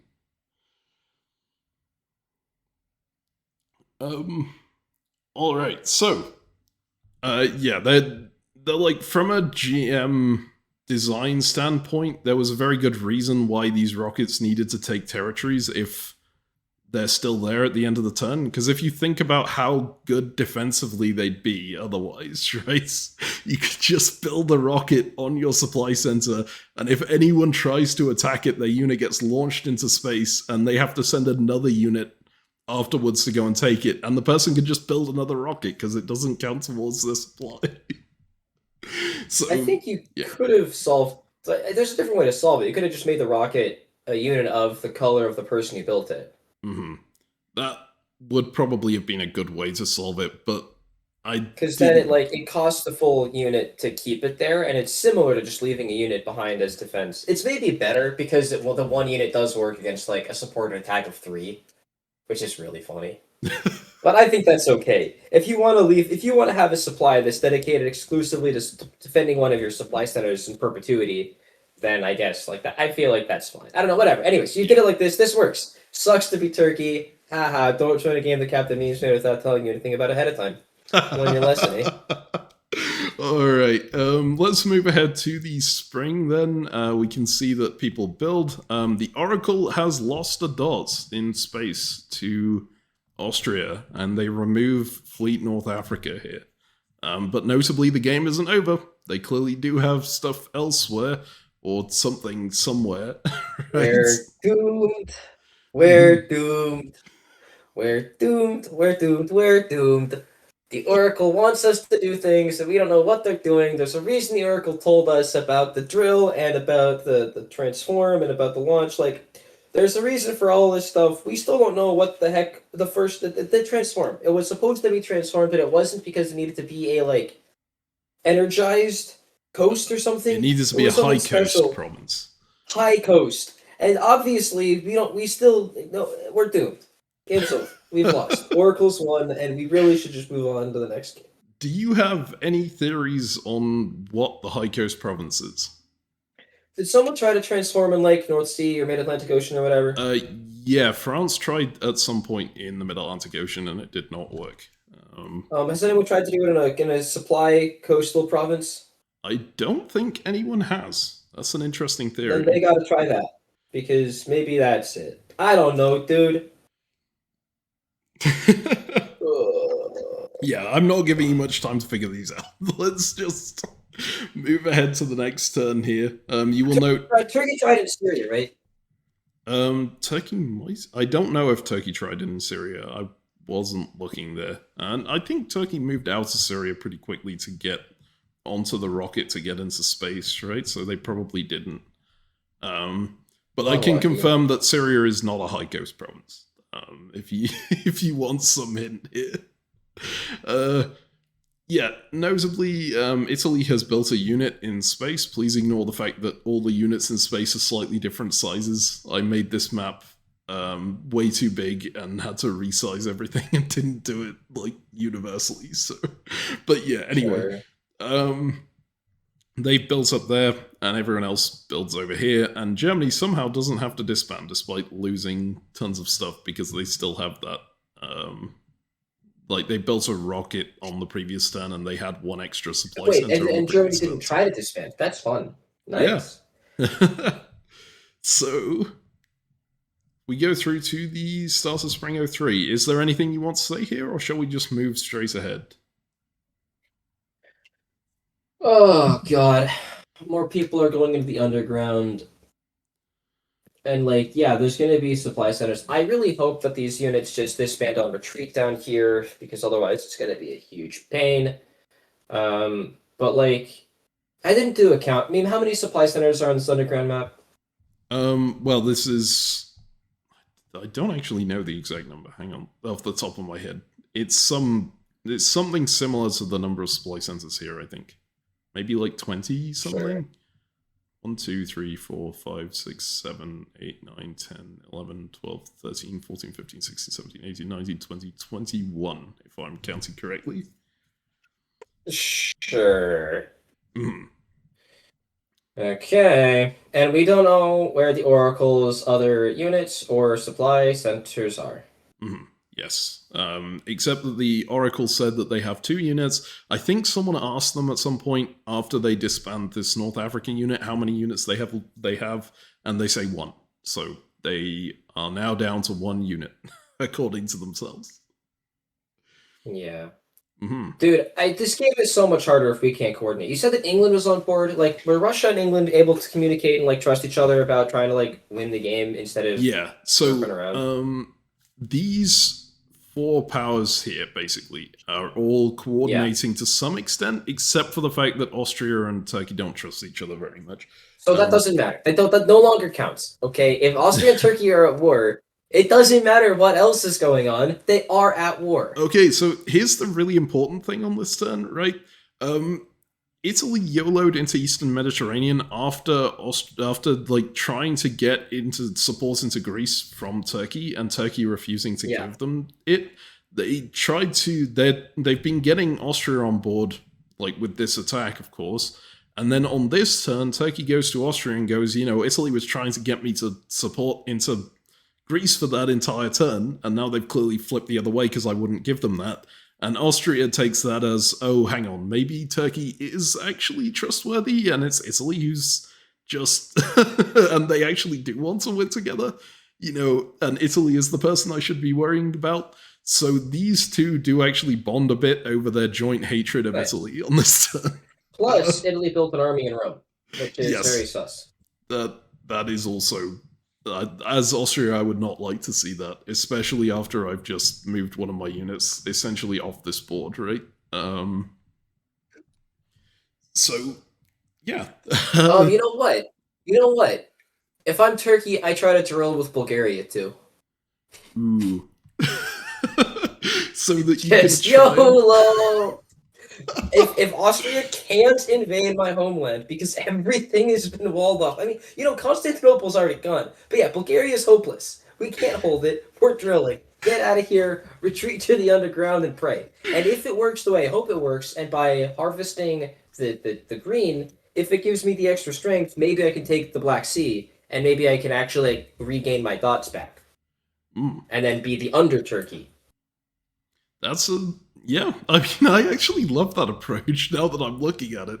I don't think it was something that occurred to Turkey here, just because they were already so much on the back foot. They didn't want to lose another dot, right? Yeah, it's a little worrying if you lose all of your cores. And they lost their core in space. Yes. To a rocket. To their own rocket? God, that's so brutal. Okay, and oh god, and if we assume it works the way that I'm pretty sure it works, they can't even get it back. I'm so sorry. Oh god, alright. Well, I would say I feel very sorry for Safed, but at the same time, Safed was the one who ran Mystery of Monjogos, so... Okay, so wait, let me look at this real quick. So, I forget which ones. X is going to be first. Y is going to be second. So the Turkish core is moving left and up, and then the Turkish army is currently moving 0 and up. So if we move up, we would then go up 2, and then we would then we could just do that, and then we'll catch up. We move up 2, and then we'll catch up next turn as it moves left, and then we would fly our army, I think, back down to Earth, but. We've got to do it because maybe we'll go up again. After all, this is I think we go back to Earth, but we got to give it a try. Yep. There were two prevailing theories among the players at this point as to what this rocket in space would do. Some of them were thinking, well, they were basically thinking exactly along your lines. Some of them had the theory that it would take them back to Earth. Some of them had the theory that it would take them to another map further out. Right. And they have to experiment to see what it actually does. All right. Anything else you want to mention here, or shall we move to the moves? Let's just see things. All right. So here's the moves. Nothing particularly unexpected over here, except for the fact that Germany just leaves. They're like, okay, I didn't figure anything out over here. And the other thing is they enter Underkiel to Munich. They don't, like, Underkiel to Under Munich. They don't even include the name of the supply center, so no one else figures anything out either. And, like, I'd stay impartial as the GM, right? I'm just running it exactly according to the rules. But I'm looking at this and going, really? Really, Germany? That's how you're doing this? Firebender? Yes. Hell yeah, Firebender. I'll just do it. Well, what if... Let's go. It was so funny. But yeah, everyone else is just drilling on places and moving to other places that they can drill on, right? That is the plan at the moment. There are two prevailing theories as to what the numbers mean in here. Your theory that it was the level of depth is kind of interesting, although it doesn't really work given that these units are still 1-1, right? Yeah, In the that ones game. that dropped fair. Yeah, but like maybe they were point of origin and they're like weird. I don't know. Don't worry about it. It's fine. So there are two theories here. There is, because this one did gain it incremented the second value, right? One of them is a theory that you had much earlier in the game, which is that one of them is your movement value and the other is your strength. And they're all fairly convinced that the second one is some kind of strength at this point. Every theory points to that because of the rocket 1v0 earlier. The other theory that they have is that the first number is attack strength and the second number is defense strength. So in that case, these units would be like 1 attack, 2 defense. So they would still require 3 attack to dislodge. Right? That would be obnoxious. Wow. That would be difficult. And England is mainly of the opinion that this first number is movement. So they want to go and... everyone at this point has the idea that, okay, that incremented the second number, the blue one, so the green one probably increments the first. England wants to move here and then try moving 2 provinces to see whether it's a movement thing. And other people are just going, okay, that's probably going to increase my attack strength. I'll do that. There is...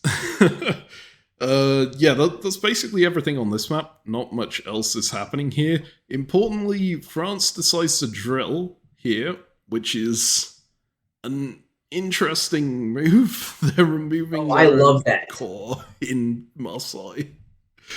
Yeah, I love that. Just, like, Marseille's already a bottleneck. You just made 2 impassable zones, dude. Like, France is already super safe. Like, we're invincible. I mean, yeah, you're not wrong.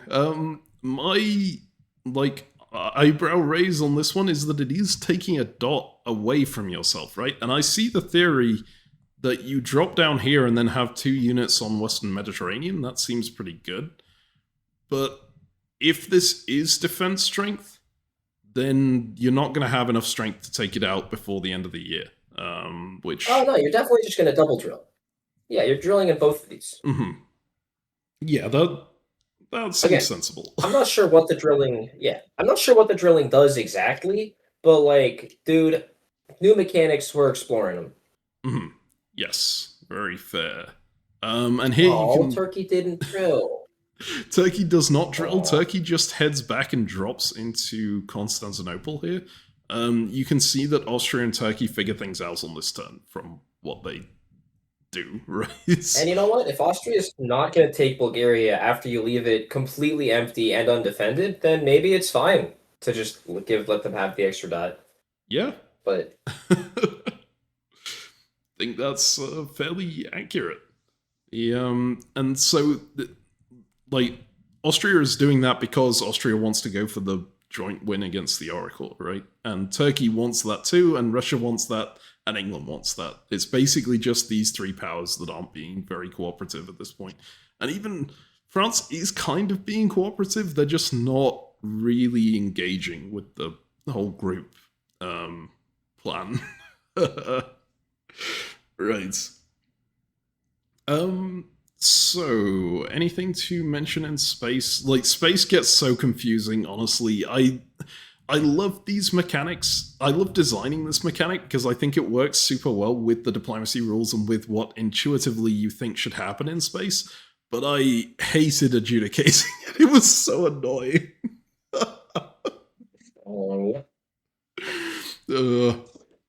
Has anyone tried to support in space yet?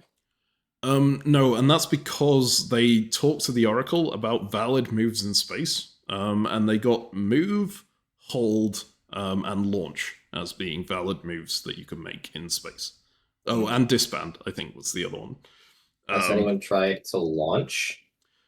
No, because again, they clarified with the Oracle, and the Oracle clarified only rockets can launch. So, but you can't control a rocket. Yeah. But they do enter orders if you make them enter orders, right? Okay. All right, so let's go ahead here. Trying to see if there's anything particularly interesting to look out for. I don't think there is. There's this German unit that is retreating. It has the option rear or disband. Again, that's posted publicly in the orders log. And it chooses to retreat to rear, if I recall correctly. Yeah, you can see there. That's our first successful retreat of the game. Cool. And Turkey has filled in these provinces here. It appears that they were correct, that drilling the green means that the first number increments by 1, right? And Turkey wants to test that on this turn, whether that actually is attack strength by going in on Black Sea. That's if I'm remembering that correctly, but I think I am. All right. So, anything you want to talk about in this situation, or shall we just move on and see more moves? Dude, I feel like people have lost the plot. Like, the point of this game needs to be figuring out how to kill the Oracle. So, step 1, see if there's a hidden unit on the board itself, because I'm not convinced that there isn't. Just a unit that's just like sitting in Norwegian Sea or Barents Sea or something. Right? There was that question that Russia asked all those years ago about there being a unit within 2... Oh! Could we go back... can we go back to what the board looked like as soon as we discovered space? It was, I think, like spring of 01, right? Because here, yes. This was when Russia asked, like, it was before this that Russia asked the Oracle, is there a unit within 2, right? Yes. And so if it goes, no, but the thing isn't within 2, the satellite wasn't, right? Because Russia's satellite, -10. So Russia's satellite was in C2, but then the Oracle satellite, down 1, 2, and then left 1, 2, 3, 4, 5. No, it was within 3. So the satellite wasn't even within 2 of Russia's satellite, right? Mm-hmm. So therefore, something is sus. Because the Oracle has a unit that, unless Russia's got an extra support, has anyone tried to overbuild ever? I don't think they have up to this point. Okay, yeah. If nobody's tried to overbuild yet, then we're assuming that all of the dots are still on the map. Because yeah, like I guess people have done a relatively good job at keeping builds coming. Anyways, so there was a unit that the Oracle had that was within 2 of Russia's supply centers on the map that no one can see. Mm-hmm. So we have to find it. We have to find it and pop it. Yeah. And I really like that you've made that callback, because that is a really important thing that got answered earlier that everyone seems to have stopped paying attention to, right? This is the advantage that I have of sitting stuff where I'm watching things over in like a concentrated time frame. Stuff that's relevant is much easier to remember than if it was something that was mentioned 3 weeks ago or whatever. Because in 03, if it's one week per year, then yeah, people are gonna forget that. But like finding, like when I was talking earlier, how like if I would be moving to weird places like Finland and Livonia to try to get a sense of where it is. Whatever. Anyways, maybe England is gonna move to Kiel and is gonna figure things out. Wouldn't that be nice? Under Kiel, I should say. Russia is next to it right now. I know those colors are kind of similar, but yes. Oh, I didn't notice that Russia got to Denmark. When did Russia get there? Oh, because Russia just moved in and then fell. They just moved in, yes. That's right. That's great. Very cool. So, yeah. I'm just trying to think if this is something the players had figured out by this point. I think it's something that comes up after this point, actually. But I may as well reveal it now, because it doesn't really change when they reveal it. because I think Italy at this point is keeping stuff for themselves. But this province right here with the neutral... No, it's not this province. Is it? Oh, it's the Oracle satellite. I'm dumb. So it would have been when the Austrian unit took the Oracle satellite that they discovered it. So on the previous turn, this Oracle satellite is called Transmat Satellite 10. And if you're paying attention to the space map, you will notice there is There's only 9 satellites. Yeah, there are exactly 9 satellites. So there is something off there. So that is something the players have picked up on, but they don't really know how to deal with any of that right now, because... Well, I mean, we can have stuff. So, like, we have some information. We don't have a lot of information. Mm-hmm. Oh, so the thing is going to tell you the location of a satellite. So the keel is going to say you can ask for where Transmat 9 is. Whichever one is not, we don't know about, because we know the names of most of them because people, whatever. So we're gonna know what Transmat. We're gonna find the location of Transmat 9, and maybe we have to find it on 2 consecutive turns, and then it'll tell us, like, we'll know its momentum and position, and we can figure out how to snipe it the following year. So that's the plan. That seems important, and then we might not even need to find the unit and pop it, because then it'll go away, and then we might just win. Maybe the game will be over, but maybe the secret unit is somewhere else, and, like, whatever. I don't know, man. It hasn't done anything, so maybe it doesn't exist. But again, surely the Oracle has something busted and powerful. Surely. Yep. Well, we will see as we go along. I'll go ahead and move to moves now. Yeah, you will see you were correct about France wanting to drill both of those. Guess that makes sense. Yeah. These units moving down to Greece here to drill again. And notably, Turkey takes Black Sea successfully. And in the orders log, this says 3 versus 2 successful. So this basically confirms the thought that at least on these, well, I would say I was going to keep it a little bit mysterious, but it's not really that mysterious. It's on both of these maps. These numbers represent attack strength and defense strength. And you are completely correct that they represent something completely different on this map that we already figured out, right? They represent momentum over there. So, everyone is now drilling. It would have been funnier if one of those was support. That would have been like support strength. That would have been a really interesting way to do it. I think that would have been a cooler way to do it, actually, because also it wouldn't have been as easy to figure out, right? Yeah. Oh well. But yeah.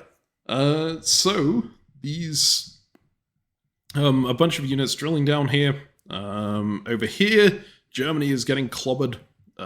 They do still end up with 1 supply center left because they have this satellite that no one has taken yet.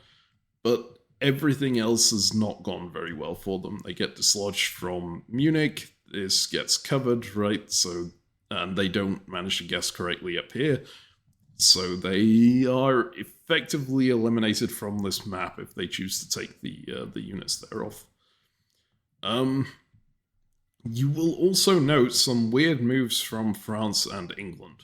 And I had forgotten to mention this before, but this is because of a theory that I think England came up with at first, which was looking back at that question that the Oracle had answered before, of my unit is within 2 of Russia's supply centers, it's not within 2 of Turkey or Austria or England or whatever. And they look at this map and they go, hang on, it's very difficult to see on this background. Why does this map have a massive black border around it? And this map doesn't. Is there a chance that maybe the unit that's within 2 provinces of the Russian unit was actually North Africa? Because it's possible, right? Russia is the only country on this board that has that had a supply center on the edge of the map. And if this is a province that's around the edge of the map, then North Africa would have been within 2 moves. of the Russian home Both supply St. centers. Petersburg and Moscow, yeah. Yeah, and Sevastopol even. And so Great. they go through with this theory, and they're like, okay, well, how do we find out what that province is? Because the provinces on these maps aren't labeled. We can't get that. Well, hang on a second. We've dislodged German units before. It shows what all the retreat options are. How about if we go like to the edge of the board and we dislodge something there and find out what that board edge province might be called if it is there. So they're moving up to That's good. Test that. Sure. Right? Yeah. Then build a fleet and then dislodge North Atlantic Ocean. Cool. Yes. That's a very cool thing to do. That was it's a very good idea. Sadly for them, they get pipped to the post because this unit right here gets dislodged on this turn. And this unit has some unexpected options. Okay. So... Oh, that's good. Oh, I love that. Oh, Switzerland. Oh, of course. So, wait, did we go to the underground for a bit? The underworld? Sorry. Switzerland is, yeah. Oh, of course. Oh, God. All right, that's fine. Okay, great. So they can go to Switzerland. And it looked like the retreats were, like, also in space or something? Yes, we'll look at that in a moment because I want to cover Switzerland first. The main thing is this Munich retreat had 4 extra options that they weren't expecting. Switzerland 1, Switzerland 2, Switzerland 3, Switzerland 4. So they chose to... I think they chose to go to Switzerland 1. I rejigged which of these provinces was which later on in the game, because visually, it only matters visually, it doesn't matter in terms of adjacencies or anything. So this ends up being Switzerland 1 later, but right now I'm... Because instead of being impassable, we made it a high sands province. Okay. It's interesting, eh? So Germany gets to retreat into Switzerland. We'll see what happens with that. Now, there is something going on this map, which is interesting. You see that England moved, they moved this way to make sure that their resulting momentum landed them on the rocket. And in the orders log, it says rockets, the move is successful, rockets are always dislodged if they're moved onto in space. And so the rocket gets dislodged, the rocket launches, and it projects that unit around the map 3 times, and that is all it does. So the unit ends up in exactly the same position. We'll get to what you just saw there in a moment, but with 30 horizontal momentum, which the players all looked at and questioned, what is the point of that? That makes that looks a whole lot like 0.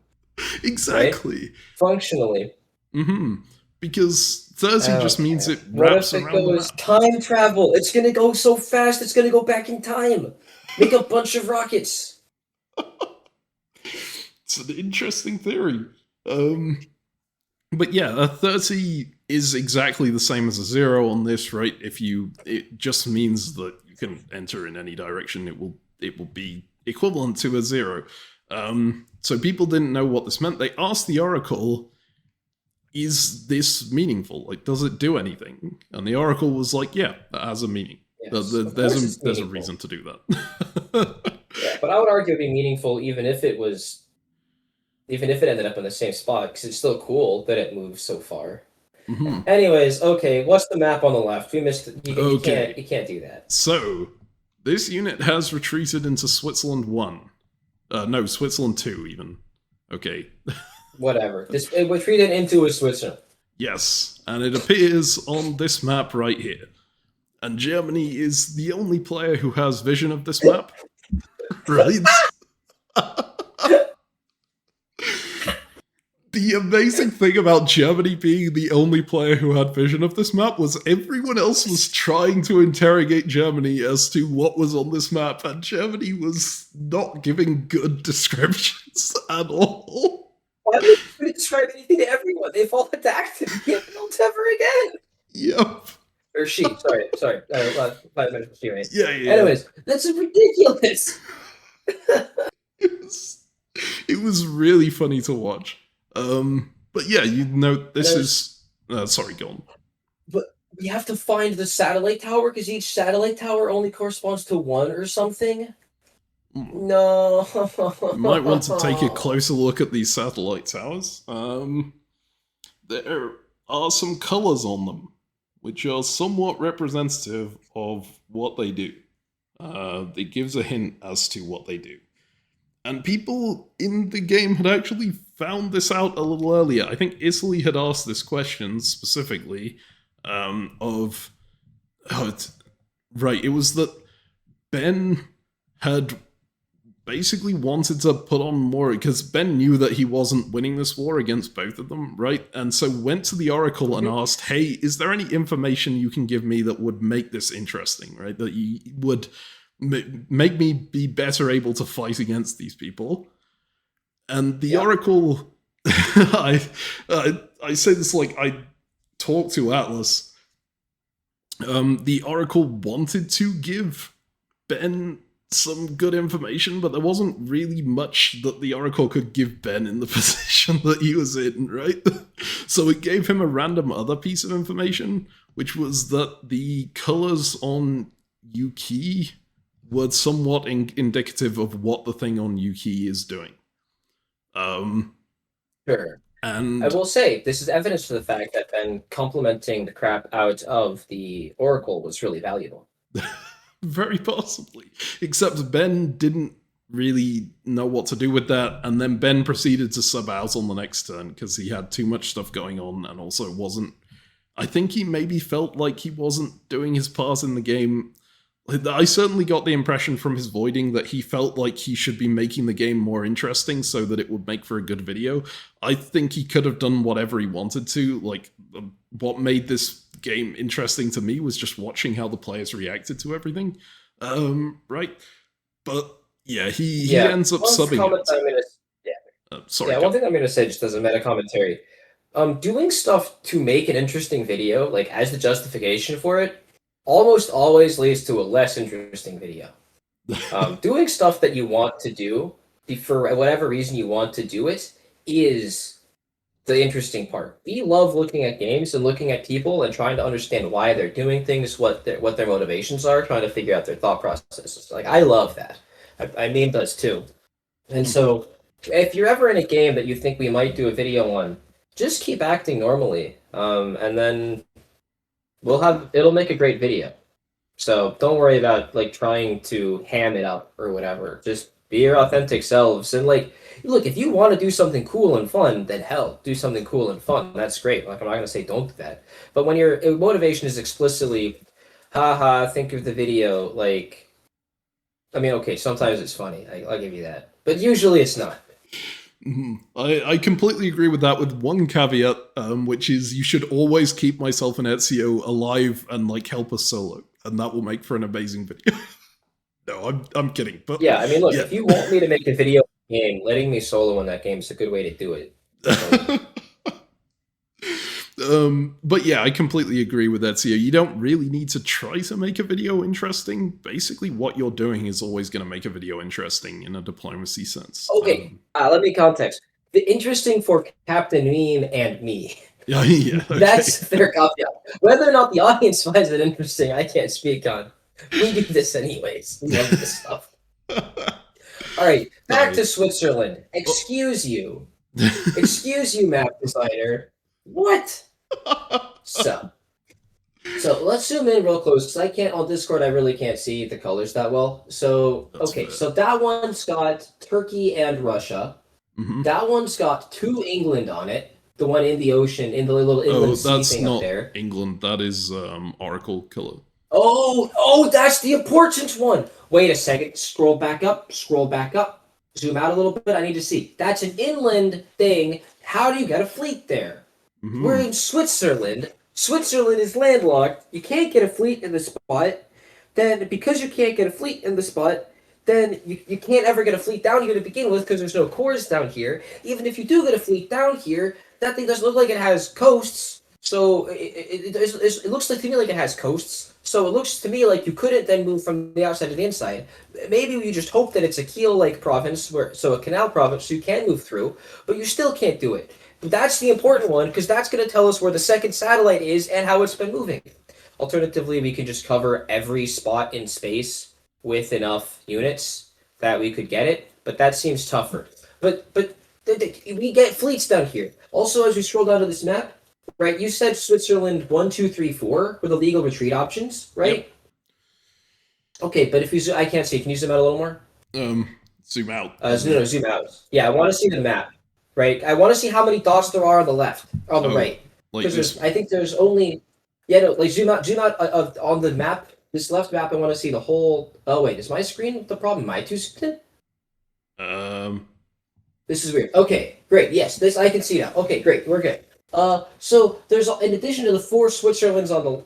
Wait a second. Sorry. So Germany moved into this dot on the left of the 4 Switzerland. 1, 2, 3, 4, 5, 6, 7, 8, 9. Okay, so those are going to be the ones on the outside of the map, which are also going to go into here. That's how we're going to get fleets in here, because the outside of the map there's a million different provinces. Mm-hmm.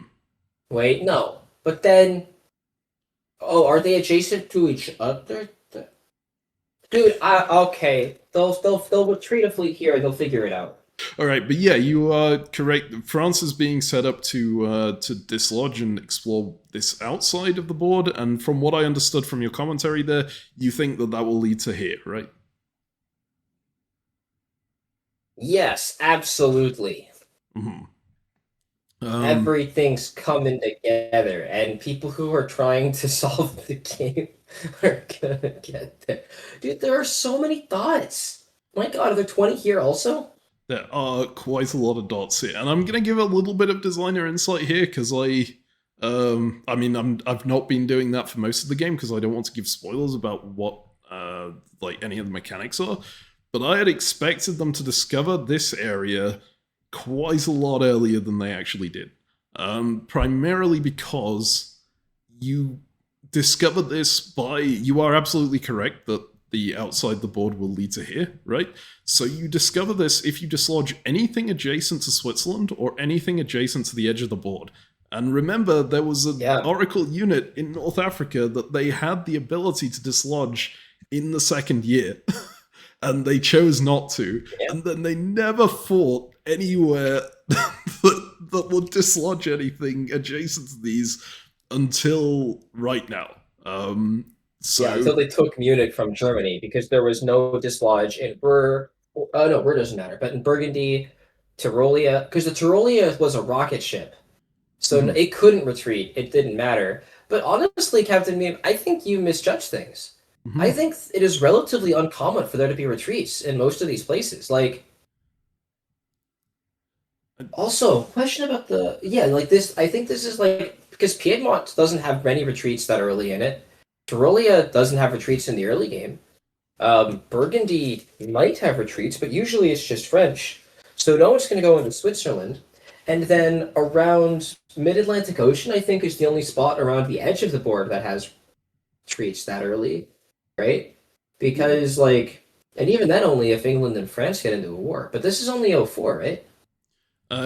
This is 03. This is 03. Yeah. I think this is very reasonable. Munich's already gone in 03. Germany's legit dead in 03. I think... Wow. I mean, not quite. But, yeah. You are correct that I misjudged it for sure. I thought that they would go and dislodge the Oracle unit. That's fair. That is a reasonable assumption because it's a weird game and everyone's just not caring about it at all. Yeah. Yep. But that's the thing about designing a game, playtesting it for the first time, right? You never know what's gonna happen, and the people chose not to do the thing that I expected them to. But thankfully, they managed to figure it out a different way. So thank God for Germany getting massacred. Dude, imagine if Germany had just disbanded and wasn't in Munich, or they'd let Munich go to stay in Berlin and Kiel or whatever. Yeah. They might not have found. I mean, they're gonna do the retreat on the edge of the board, which should have gotten there, but then you wouldn't know about the West. So there is theoretically another way to find out about this map that we'll discover later, but it would have required some serious, like, luck.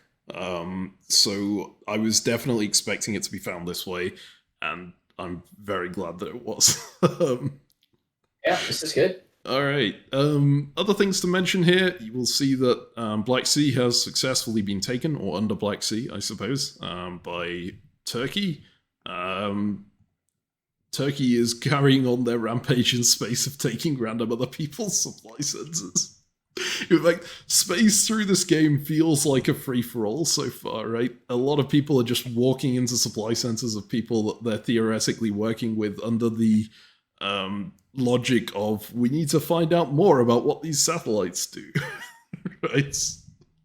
Yeah, I'm curious if you learned something that I don't know, or your satellites are different in some way. Plus, it's like your unit is just sitting there. The supply center literally comes to you. How are you? You can't tell me you're not going to take it. Like, come on. Wait a second. The Austrian supply center. No, oh, sorry. Yeah, the 5-2 is the one that was formerly the Oracles. Yes. And that's the one that was moving. I was like, wait a second. How did one of them have a thing that was moving? But yeah, this one's. Yeah, you can always tell what it originally was by the color of the home supply center in the middle and the color on the little box that has their momentum in, right? And then the wings sort of show who is controlling it right now, who has control of that supply center. All right. So, shall we move ahead?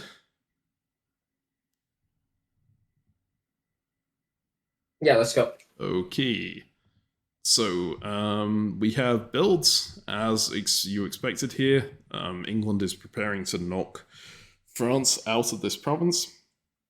And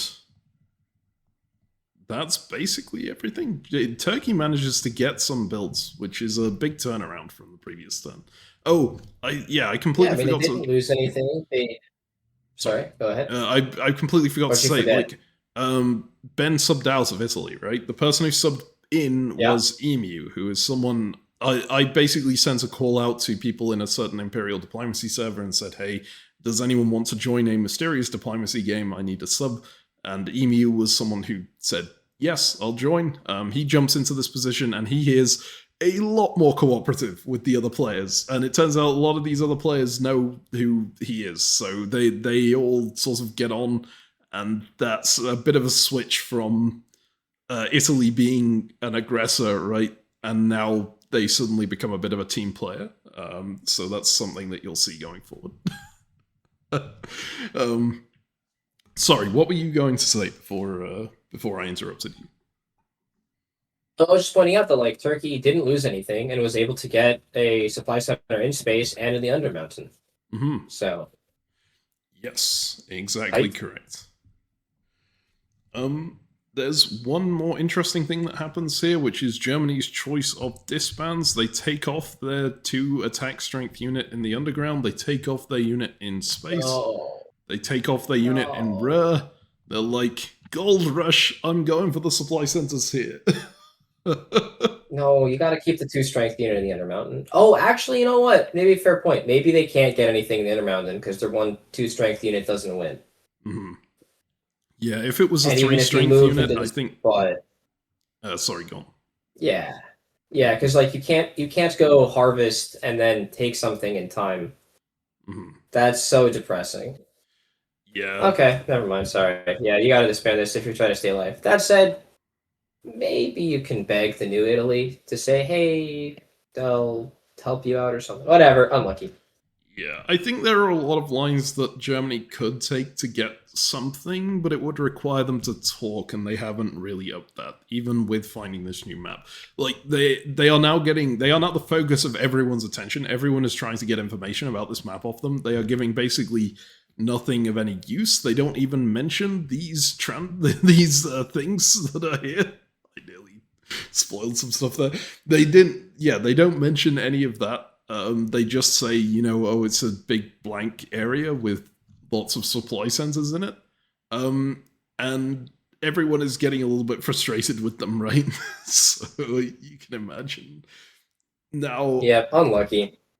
they come to me and they say, well, first off, the name of this new map that they get access to, or the channel name of the map, is Absence, right? And they come to me and they try and enter their orders by drawing on the map, saying, I want to go to this area. I'm like, that is not a valid way to enter your orders. You're going to have to tell me what province you want to go to. And they're like... That's a good try, though. It really is. They're like, oh, damn. Okay, how do I... So they go to the Oracle and they ask, hey, what's the name of these provinces that I'm next to? And the Oracle thumbs downs it. They're like, oh, no. I've kept my unit on the board in this area so that I can take these supply centers, but I can't because I don't know what any of them are called. just tell everyone that you're gonna flip them off, right? Like, just insult them in the area. Like, tell them you gotta make me get out of the Switzerland. Mm-hmm. And then may hopefully give you a retreat. Yep. I mean, that's not exactly what they did, but that's along those lines. Germany ends up realizing, okay, the only way I'm going to be able to take a supply center here is if I, find out what the names are, and the only way I'm going to find out what the names are is if I get dislodged. Actually, it might be next turn that they decide... No, it is this turn. Okay. They go to their neighbors and go, hey, can you dislodge me so that we can find out more against this world, about this world? And the neighbors agree, yeah, okay, we'll do that for you. Because obviously it goes in the orders log, so it helps everyone if they get dislodged. So you can see here that France ends up supporting Russia into this Switzerland dot. Austria goes into, well, not dot, sorry, province. Austria goes into another one. And Germany ends up entering Army Switzerland 2 Transform. Because they're like, okay, well, maybe this is the High Coast province that we were talking about. Because in Imperial diplomacy, there's a type of province called a High Sea or a High Sand, and they tend to look pretty much like this, with the... and they're like adjacent to everything that's adjacent to them, and they have a bunch of individual territories inside them. So I'll try entering a transform order. And it's successful. Yeah. It works. Nice. So and adjacent to the orders log, it goes, successful, this unit is now a fleet. So that's what the transform does. They figured it out. And notably, it's not interrupted by being dislodged here. That's something else to say. So, there is something else quite interesting happening here. I'm sure you've spotted it, right? Sorry, no. What?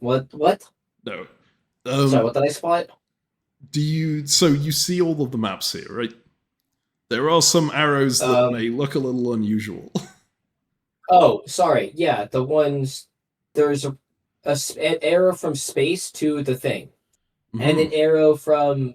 Lots of arrows from space to the thing. Yes. So here is where people... Well, first off, England is testing whether they can move 2 with their 2, which it's not movement, so it ends up failing. But these 3 arrows here, they are the result of people going, okay, these are transmat stations. And this is something on my... It's a bad thing on my part for designing it this way. I thought that transmat was a generic sci-fi term for teleport. And after I made this game, I get the players here, they find out about the transmat satellites, they Google transmat, they find out that it's a specific term from Doctor Who that is not used anywhere else. And they start going down like a rabbit hole of thinking, oh, this game must be Doctor Who related. But no, transmat, these are essentially teleportation satellites. And I thought that would be a lot more obvious than it ended up being because of the name. And finally on this turn, they decide, oh, hang on. What if these transmat satellites enable teleportation? Maybe we should try and order everything that's on one of these satellites into Ukeel and see if any of them get there, right? And the one that's on the German DOS, it can't move in there. The one that's Oh, on was the that? Yeah, that neutral. was German dot, right? This Oh, that was is neutral. this one is neutral. But it's got. This one Oh, down it's the here is ring on the. German. Sure, and then this one works because it's either German or neutral because it's got that color on it. Sure. Yes, exactly. So the others fail with saying that's not adjacent to that, right? But this one succeeds. And the Italian. Is this the one that has the 30 momentum? No, 30 momentum is on this one. Is the English? Okay, great. Yeah, and you'll note I I decide I am not going to draw 30 momentum on the map. I'm just going to draw it as if it's 0, because otherwise this is going to make this look even more messy, right? It technically should be wrapping around a whole bunch this direction before getting to that tile. But anyway, these You units... definitely should have. Yeah, it would have made it feel more satisfying to have 30 momentum, I guess. So this... They went through all the trouble of making a rocket up there, of having that rocket get captured, and you're not even doing them the service of making ugly arrows every turn? What are you doing? It took me so long to adjudicate this game every day. I have no idea how long 4 maps takes. Anyway, I can't complain because I brought it entirely on myself. So the Italian unit manages to teleport down to here, and the order they use to do so is just a move order, right? Move from this province to Ukiel, and that's accepted. And in the orders log, it goes, successful 1v0. And Italy goes, hang on, why does it say 1v0? It doesn't say 1v0 on anyone else's moves into, undefended provinces. What's that to do with? So they go to the Oracle and they ask, why does it say on the orders log that it's combat, right, when there's nothing there? And the Oracle responds that if a different unit making that same move from that same province with that same opposition could potentially have lost, then it will appear as combat in the orders log. And Italy goes, oh, all right, I guess someone has a terrible unit somewhere?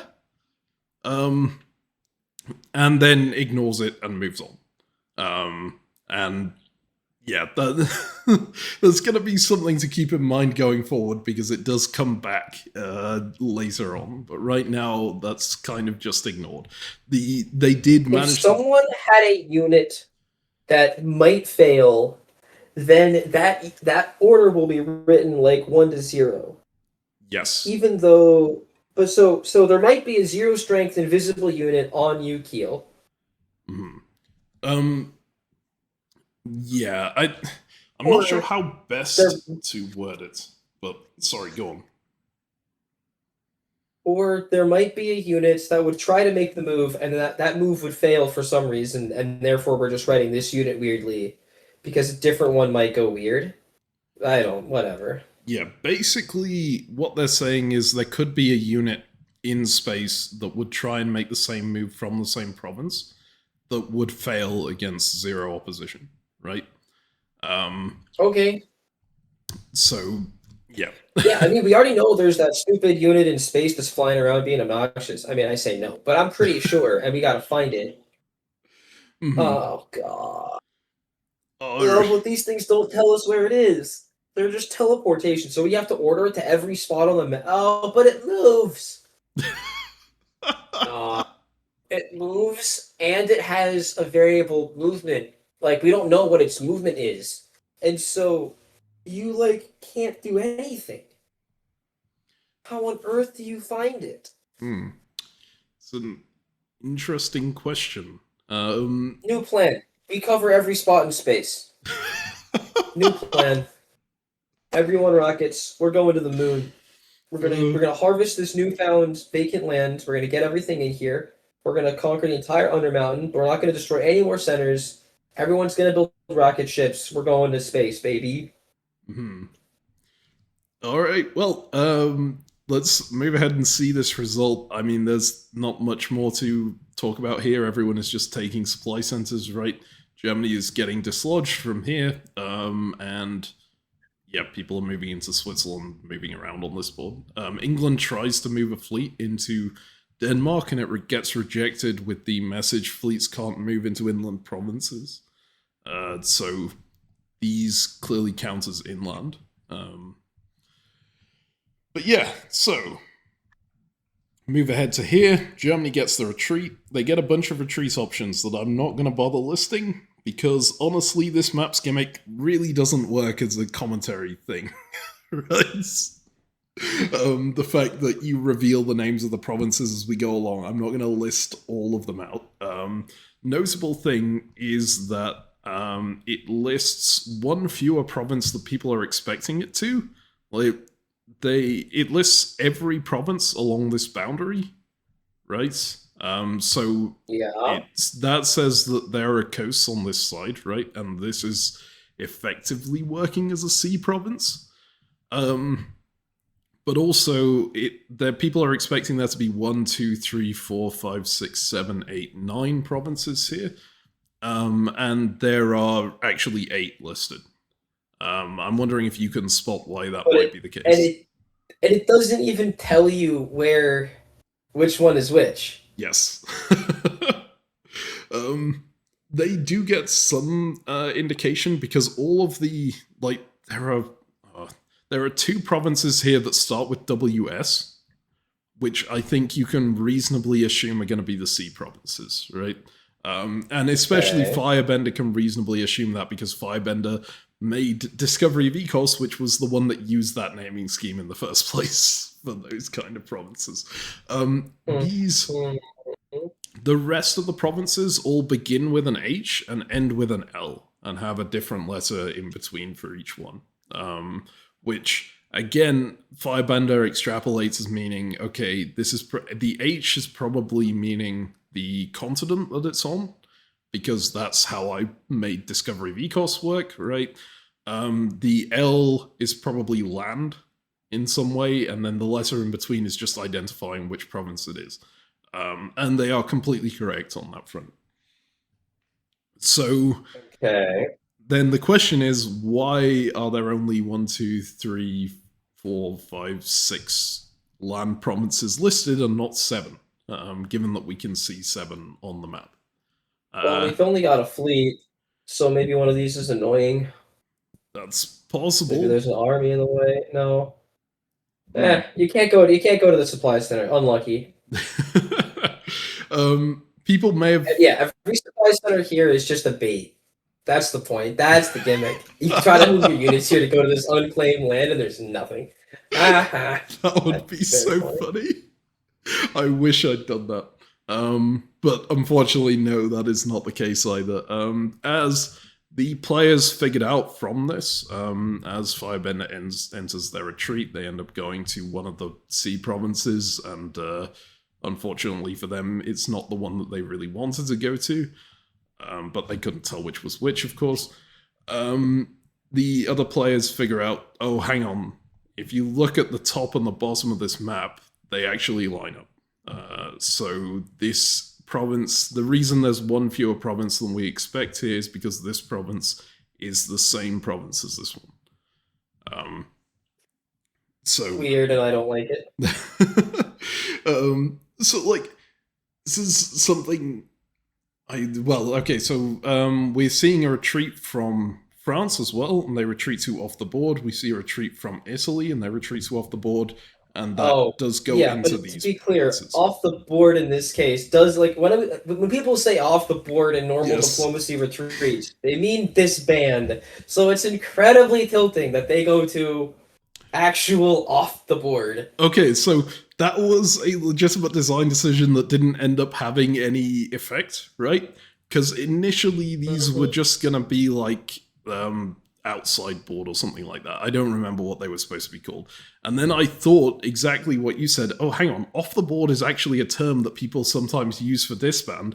If I put off the board as an option for their retreat, then if anyone writes off the board, I'll just draw an arrow to one of the board provinces, and that's a hint to them, right, that exists. It was a potential thing that could have happened that, of course, no one did because they just entered disband. But it was I thought that might be a funny thing to add. There should I'm really be glad. arrows coming in here as well. I clearly didn't draw them on for this phase, but I do in future. And you can see now that these units are here, right? So you were absolutely correct about this being the other side of the, well, these being the outside of the board. And like topologically, I guess you can see these maps as a donut. There's sort of a hole through the middle where Switzerland is, which is here, and then there's the outside of the world, which ends up being here. And then this is sort of the wrap around the edge of the donut, right? It's maybe a little bit difficult to visualize, and you don't need to visualize it to get what this variant is doing. But that's sort of the topological way I imagine this world as being. All right, so is there anything more you want to talk about here before we just move on to the next moves? No. Do you have... We're at 04, CaptainMeme. What is going on? How much time do you have left? I mean, like an hour-ish. I think we'll be able to get it done in an hour. I hope so, but what is happening? Alright, so one more thing to mention. This unit here, when it left space, it printed out in the orders log ukey/tsb has left space and has had its values reset. So it's, and it appears as 1-1 on the board. Although I think it was 1-1 anyway. But yeah, it has been reset to 1. It works out. Notably here, that /tsb, ukey/tsb is the thing that was in Germany's orders log earlier and that they did not pay any attention to, right? Italy does pay attention to it. Ask me for the full name of the province. That is Transmat Station B. So this is, like, the idea of this was that's the link between, like, it's telling you that this is linked to the satellites, which you obviously figured out from the fact that it looks like a satellite dish, but it's also like that. And also the fact that it says B is another indication as to this map and the fact that there are more over here. And it's the other way they could have potentially gotten here if nothing else had worked. They could have gone from random satellites going to TSA or TSC or whatever, right? Yeah, and then they could try to, like, if we're calling this teleportation station, transmat, whatever, Doctor Who nerds, then you could move from, like, B to A, and you could give that a try. Mm-hmm. Yeah, you could attempt that. So, yeah. Yeah, I mean, you could attempt anything. Would it do anything? Is the question. Yep. So as you've already figured out, I think these are all linked to the specific satellites that they're colored from, right? And this one is linked to the German and neutral, so from here you are able to move to the German satellite or the neutral satellite. And the way this works orders-wise, you can enter any of the names for that province in order to move to that province, right? So if you go ukey to what's that grid reference, like I1, I think that would work. You could also go ukey to Transmat Satellite. I think that's like 3 or no, that's the neutral one. That's like 5. I don't remember. It's one of the numbers. Sure, but they were all listed. The important part is that this army in the Transmat Station in Ukiel can snipe the German satellite and would remove Germany and eliminate them from the game. She would be done. See, that's an interesting question, because would it? Because you're ordering to the province that the Transmat satellite is in, right? Does that go to the Transmat satellite, or does it go to where the Transmat satellite is going? No, obviously it goes to where it is, and then it gets the momentum of the satellite, and then it moves to where it's going. Mm-hmm. Well, we will see. Come on! If you have to go the stupid way where you end up in space adjacent to the thing, that's dumb. No, that's not how this works. That doesn't make any sense. No, no, no, no, no, no, Mm. no, no, no, no, no, no, no. No, Well. that's bad science. That ain't how this works at all. Oh boy. All right. Well, let's move ahead then to the moves, unless you have anything specific you want to talk about first. Show me the moves. Show me the Okay. obnoxious, dumb, stupid. So you can see more people trying to teleport to these transmat stations and failing. They're basically entering random transmat station names and hoping that it goes to the right one, right? Because the Italy one is on it is on the Oracle satellite and the English satellite, so could technically make it to this one or this one if they enter the correct one, but unfortunately they enter it to this one, so it doesn't work. But by tracking this, we're able to learn the names of which one's which. Yes, exactly. Right? So that's really good. That's amazing. Yes. Fantastic play on their part, and again, something that's really difficult to represent in the commentary because you're not going to see what names are being revealed or whatever, right? But that's what they're doing with these invalid orders as well. They're ordering to provinces, like this one orders to the Transmat station. I don't remember which one that's called, but like whichever one that is, figures out that it's that one. This one is ordering to a random province name and seeing if it goes somewhere, right? And they wanted to do this with far too many units, like with units on the other boards. And I said, no, you're not, like, I'm not drawing those on the boards. If you just enter them from literally everywhere, I'll only draw them from space or from the map itself, which is why this map is not completely full of red arrows. Sure, because they tried it with every unit on the map. Yeah. Okay. They were planning to. They're also dislodging various units here, and they're testing which of these provinces correlates to which name that they saw before, right? And you will notice one very unusual move here is Germany moving into a dot that they have no way of knowing the name of. Yeah, YOLO the name. Well done. Firebender's pretty smart. You would think that. The actual reality is they No. went to the Oracle and they said, hey, Oracle, can I have the name of that province? And the Oracle went, I'm not supposed to give you the name of that of any provinces on that map, but I'll go ask CaptainMeme if I can because you're going to die otherwise, right? And then the Oracle just gave them the name of that. So Firebender manages to live with that. I did find it pretty amusing because Firebender had like basically never talked to the Oracle prior to that point. So she finally does at the moment where it saves her life. But yeah, she gets in there. And she figures out that this is the D continent. That's DCL, I think is the name of that province. And this combined with a bunch of provinces that people figure out the names of, right? They go there. They manage to figure out the gimmick of this map's naming scheme, which is that everything is sort of named top to bottom in alphabetical order. This is the A continent. This is the B. Like it's from the top point of that. This is the B continent. Sorry, this is the C continent. This is D, E, F. You know, G here, and then H, and then I, J.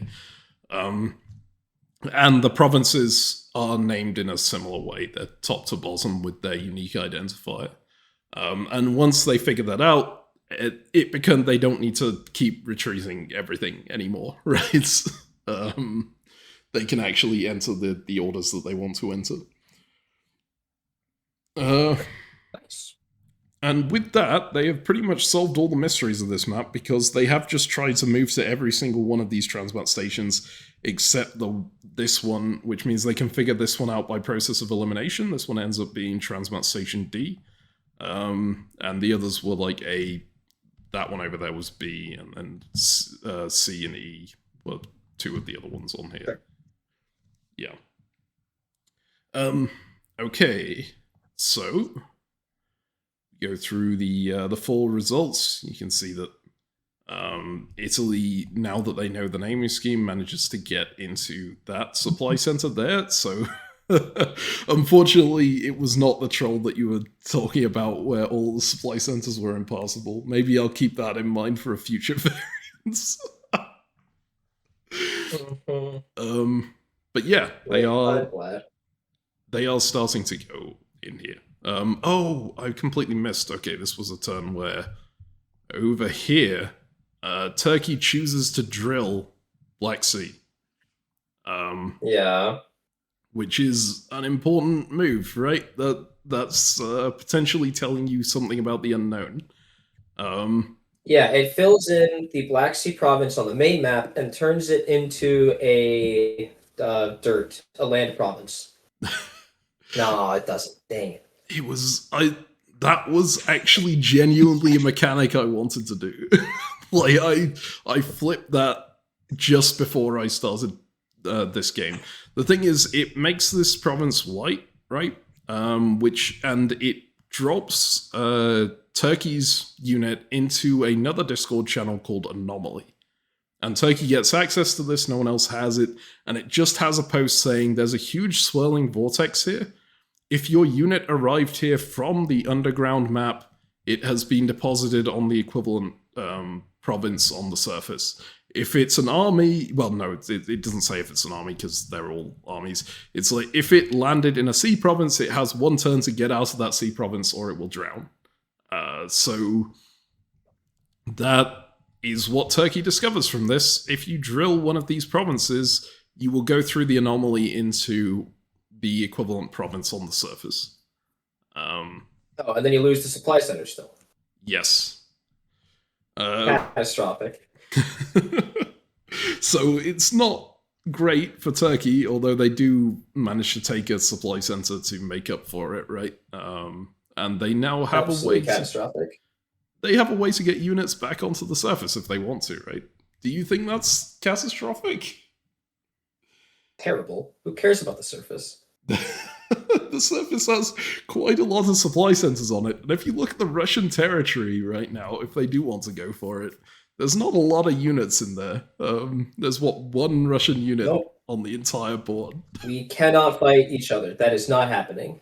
We are not winning this game by soloing. No one is going to get more than half the dots that exist on this map. Absolutely not. I think that's very fair. Alright, so there is something quite important in that anomaly text which Turkey picks up on and immediately wants to figure out what it means. Yeah, how else could you get into it? Yeah, it says if your unit comes from underground. Where else could it come from? Well, there is a potential obvious answer, right? What if it comes from this map? There's nothing that said that you can't drill supply centers on the new board that you've gotten to. So from that moment, they go, okay, I think we need to drill something on this new board. And of course, nothing's in position to do that, but they are going to move towards that. Well, I mean, Italy could drill. Only armies can drill. Yeah, make Germany drill. Germany's... No, Germany's a fleet because you've been transformed. Yep. Right, yes. So right now they don't have anything in position to do that, but they are planning to try and do it in the future. Alright, so winter orders, there are a bunch of builds. None of them matter all that much, I guess. And we will move to the next phase. Is there anything you want to talk about before we just go on to the moves? Dude, when are they going to find the stupid satellite, man? Very soon is the answer. Great. Notably, also at this point, they've figured out that the missing satellite is Transmat Satellite 6, just by the fact that they have visited every single satellite, and so have noted down what the numbers so we know are. All the moves. Yeah. Yep. Makes sense. Okay, cool. You'll note that Italy successfully moves here to the English-French Transmat station here, which will give them access to these dots. Especially now that everyone knows how the map is named, And Italy also tests whether this is the province that they think it is, and they do confirm that that is named what they think it is, right? And they still get forced to retreat, so they still move. How convenient. Yes. Oh, do they get forced to retreat? I assume there's support there, yeah. Yeah, you'll see that England is convoying their army through here. To drill, yep. Yes. Yep. With support from the Russian army. So I'm sure there's like basically no conflict happening on this board at this point. Everyone is trying to figure out where the Oracle is, and they're like, okay, we need to get units here to drill and see if we can eliminate them. And so we get the Italian in retreat here, and we'll move forward to the next turn. You can see that both the Russian unit and the English unit decide to drill on this board, and drill successfully. So we move through to the next turn. There we have the new map that has been revealed. And they have found the missing satellite, which your theory that there was a missing satellite that they weren't seeing was true, but it wasn't in space, right? I thought it would be really funny if it was in space and invisible. We've just got to deal with this 50 strength unit that can't attack. Yes. And how many units are on this map? How many spots are there? 1, 2, 3, 4, 5, 6, 7, 8, 9, 10, 11, 12, 13, 14, 15, 16, 17, 18, 19, 20, 21. There's like 21 spots, and they all need to be strength 3. What? There's not enough strength on the map. You can't drill enough. That's the question, eh? It doesn't seem to be very possible. But yes, this unit has 50 strength and seems pretty impossible to take out. There is... Oh, wait, hang on. Did they figure this out the turn before?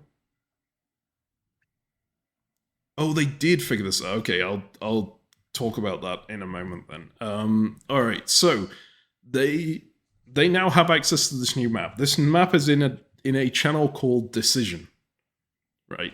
And all of the channel names so far have pointed to the gimmick of the map. So it's pretty reasonable to assume the gimmick of this map is some kind of decision. We will get to what exactly that means in a little bit.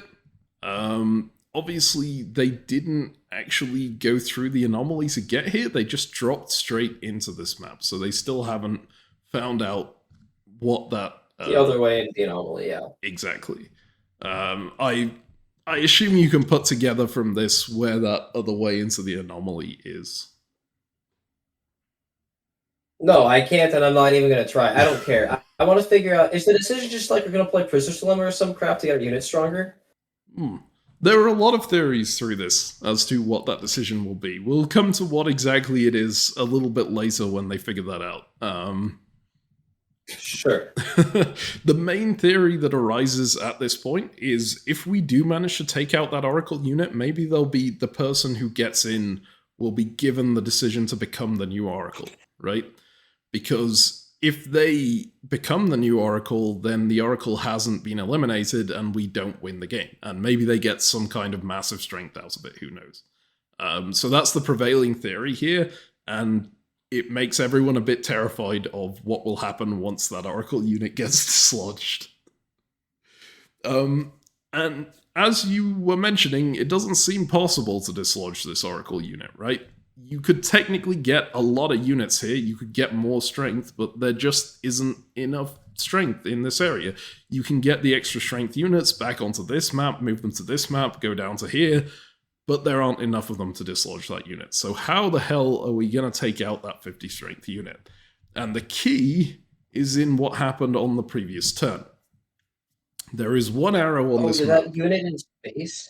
The unit in space, like, fly somewhere? So this... that has infinity speed? No? Well, as in this unit here. Where's the really fast... Yeah, is that the really fast English one? That is... Yeah, okay, no, it's not that one. It's not that one, sadly. It is this one right here. And it's an easy move to ignore because you can't see the orders log here, which is a problem with the commentary, right? But what it attempted to do was move into WSL/TSD, which is this province. Yeah. And it got the name correct. But it failed to move. But it failed to move. And why did it fail to move? That was contained in the orders log. It was an attack of -1 versus 0. So the combat was unsuccessful. Okay, yeah. So then the attack strength. So that's why the rocket works, because it gives the +30 strength. The +30 strength. It is both movement. It is both momentum and attack here. So you're gonna use that rocket from England to go and take out the thing. Sounds cool. Yeah. But then you still gotta get it onto the 5-2. That's obnoxious, me. Yeah. So this was a slight issue with. So what Ezio was saying is completely correct. Basically, well, no, it's not exactly correct. So when you leave space with a unit, the unit's values after the retreat step get set to 1-1. We saw that with this unit here. We saw it again with this unit here, right? So they have to think, hang on, if I get to here and like send that unit, the 30 strength unit, get in another rocket so it gets up to 60 strength, sends it down to here, then we can use this station to transmat to the other Oracle satellite here, but it will only be 1 strength. So we need to somehow get it to here on the same turn as it leaves space. Which is... Yeah. That's the final piece of the puzzle. That's how you move multiple spaces in diplomacy, right? And it explains why this station is on a CTOT. You have to transmat it across that into here. So, unfortunately for them, that means they have to get an army to 60 strength, not a fleet, which this is kind of a design problem on my part, and something I didn't think through entirely is how long it would take to get the setup once you figured out the puzzle, right? Because they've got every step here. They've figured out everything they need to about how to dislodge that Oracle unit. They just are gonna have to do it. Thankfully, MichaelC, the Austrian player, basically programs a solution. They build a program that will tell them what the fastest way to do that is, to have a unit hit 2 rockets and then get onto the Oracle satellite and come down. And they find out that they can do that by giving the Turkish unit all the momentum, and they can do it relatively quickly. They can do it by, I think, 1909. And we are gonna very quickly skim through a lot of the rest of this game, because basically a lot of the rest of it is just setting up for that, right? Unless you want to go slow through it, but I assume you're ready to go. Absolutely not. Absolutely not. There is only really one other important thing that's happening here, and it is the French taking Munich without the Russians' permission. And there's been a lot of random dotting in space to date, but notably it's been from people... The first one on the map. Yeah, there's that, and also notably for the rest of the dotting, it's been from people who were solidly contributing to solving the puzzle and talking a lot in the chat. And this time it's from a player who has been helping. Like, they did manage to get their unit dislodged into this area, but they haven't been talking a lot in the general chat, so everyone else on the board basically goes, okay, we should kill France while we're doing this just to make sure that there's no problem there. And so that's effectively what happens. You will see as we move through here, a lot of people start moving towards France and attacking them. Meanwhile, the Turk is starting to move in that direction. And again in that direction. And then Russia puts down the first rocket that the Turk is going to have to hit in order to get there. And as we move forward here, you will note they hit it successfully, accelerate by 30, then keep moving in this direction, and then I believe the Austrian builds the second rocket on this turn. Here.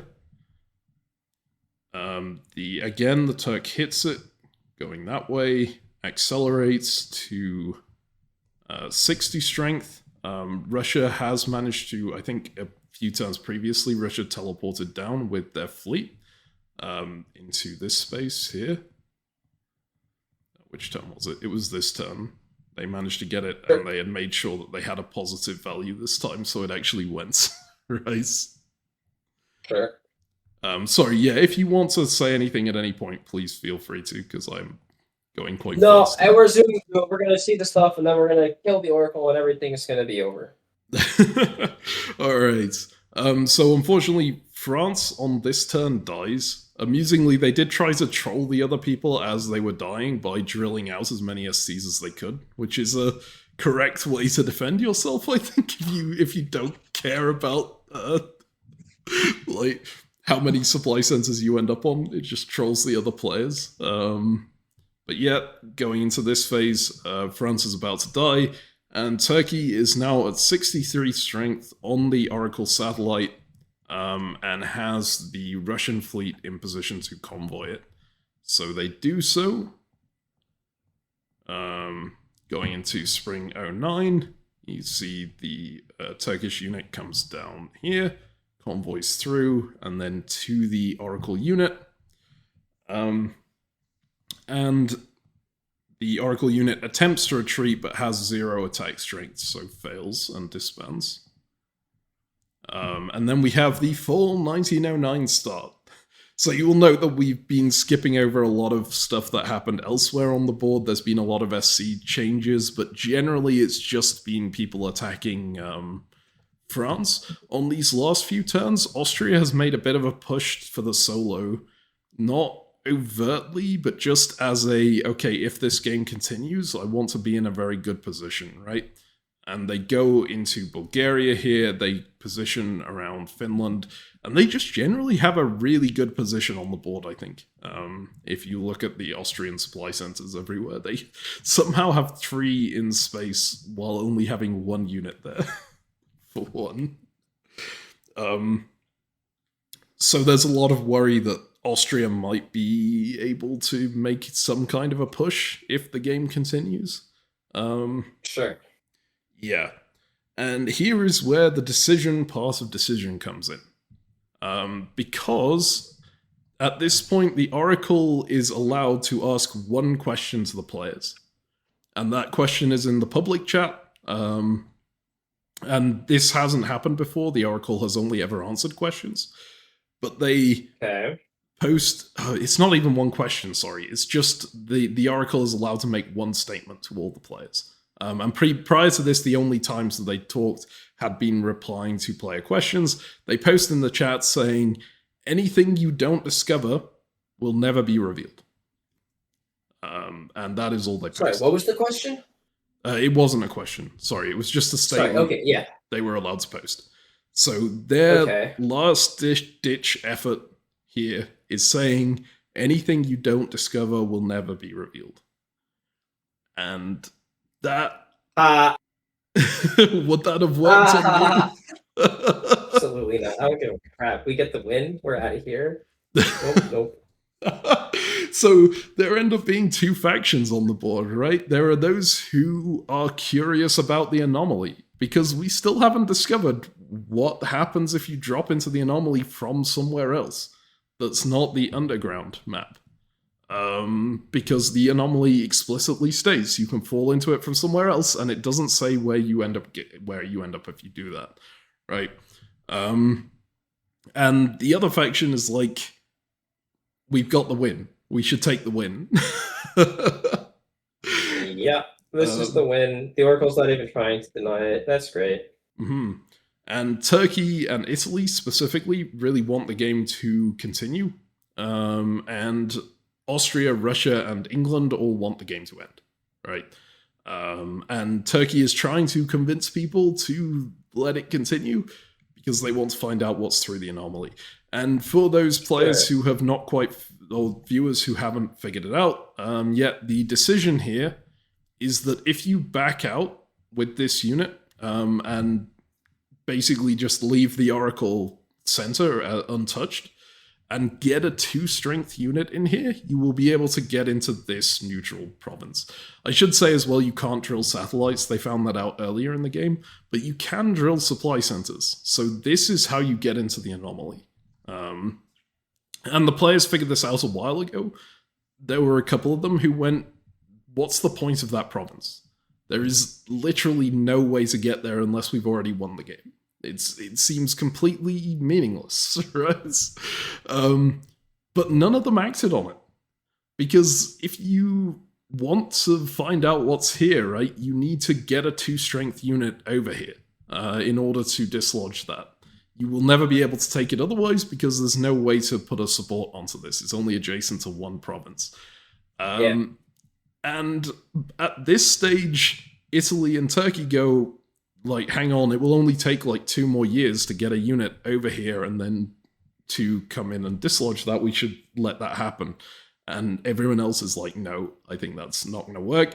Turkey decides, you know what, I'm going to try and back out anyway. And Italy's like, I'll try and disrupt as much as possible. And England and Russia just go, no. We're going to support this fleet in and make sure the Oracle dies right here. So that's what ends up happening. The you can see that the Italian unit here fell on the English unit, which makes it dislodge.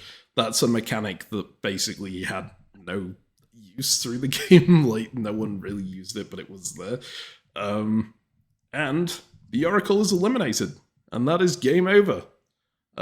So thank you very much for playing to the 8 players who did, and congratulations to the 5 players who won. Austria, Italy, England, Russia, and Turkey. And unfortunately, as the Oracle stated, anything that is not discovered will never be revealed. So maybe I'll reuse the anomaly thing for something else in future. We'll see. But in this video, it is going to remain a mystery. Sure. All right, so Ezio, final thoughts on this? That was neat. I'm curious about what powers the Oracle had, because I hope the Oracle wasn't just someone sitting there answering questions at the behest of these people, but had no agency on the map to do anything. That I can reveal. So this game was effectively an escape room from start to finish. It was an escape room where I threw the players in thinking it was a diplomacy game. I wanted to see if they'd be able to come together and work it out. The Oracle was simultaneously something designed to try and unite the players in their attempt to find the escape, and as a sort of hint mechanic if they ever got stuck. Which is why it needed to be someone I knew, right, so that they could come to me and ask get the answers to questions that they didn't have the answers to. They did have every rule in the rulebook going in, and so they were able to answer those questions, and it was up to them whether they wanted to answer a specific question or not. Basically, whether they thought the players needed that answer or whether it might induce the players, that answer might induce the players to try something new or something similar to that. So the Oracle didn't really have a win condition.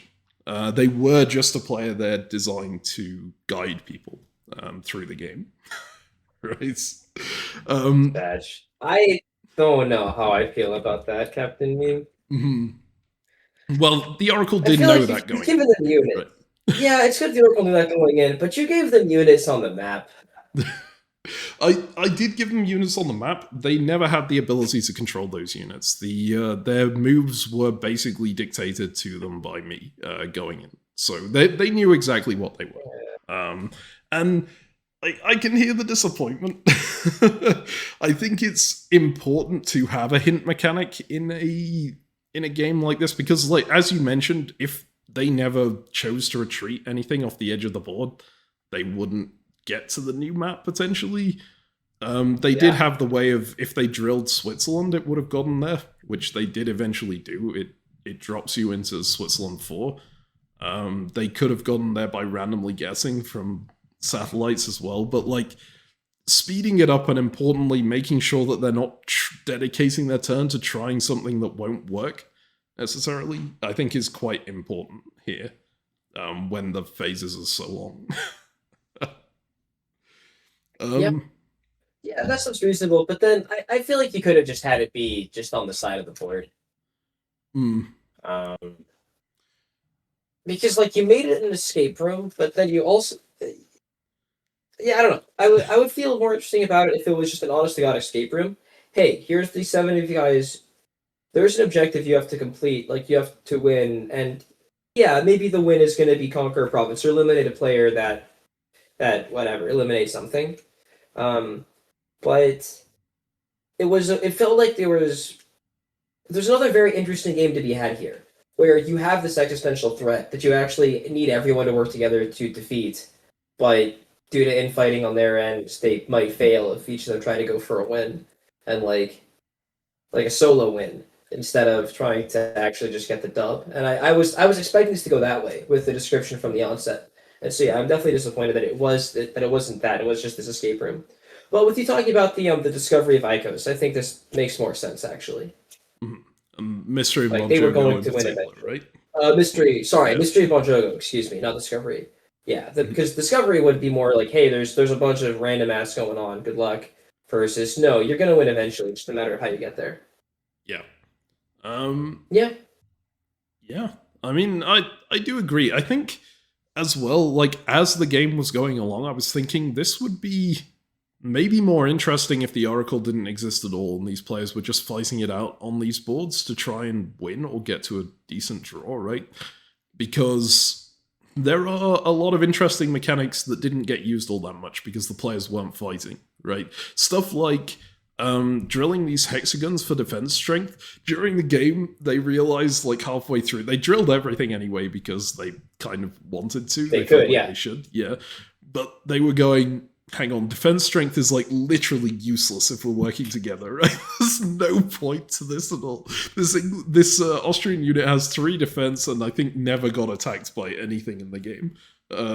So, yeah. Notably, even in a real game, I think a unit having 3 defense probably is never going to get attacked because you're not going to break it. Like, imagine having 3 defense on the standard diplomacy board. Like, are you kidding me? Yes, that is true. But of course, it provides a purpose in that it dissuades other people from going for it, right? Yes, exactly. Because it's so strong, no one will attempt to attack it. Mm-hmm. Right? Like, slap that in Bulgaria and watch people try to kick you out. Yeah. So, I mean, maybe if I do another rules discovery game in future, it will just be an honest-to-God diplomacy variant where people are supposed to try and win. But in this case, it was specifically like a puzzle game. They just had to figure out the way to get out. Yeah, and then they did it. And they did it definitely faster than I was going to. I would be so bad at these types of games, man. Well, you say that, but you figured out a decent amount, and you were given, like, 5 minutes to analyze each position. They had 48 hours and 7 people to talk to, right? Yeah, but I also had the GM walking me through things, so I feel like that helps. Okay, yeah, that probably does.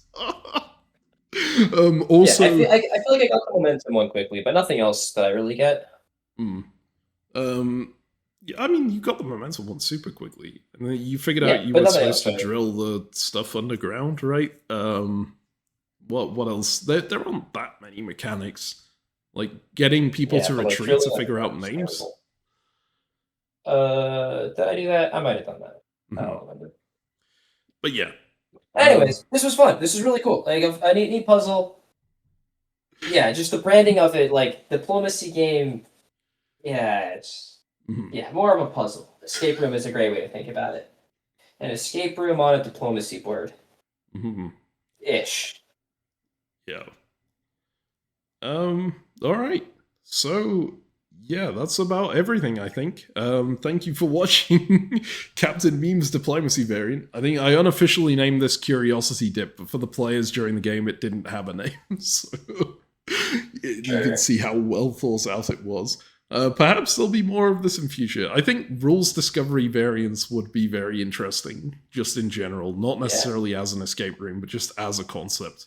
So I'm interested in seeing whether people go for anything with that. I'm excited for everyone to play my diplomacy variant.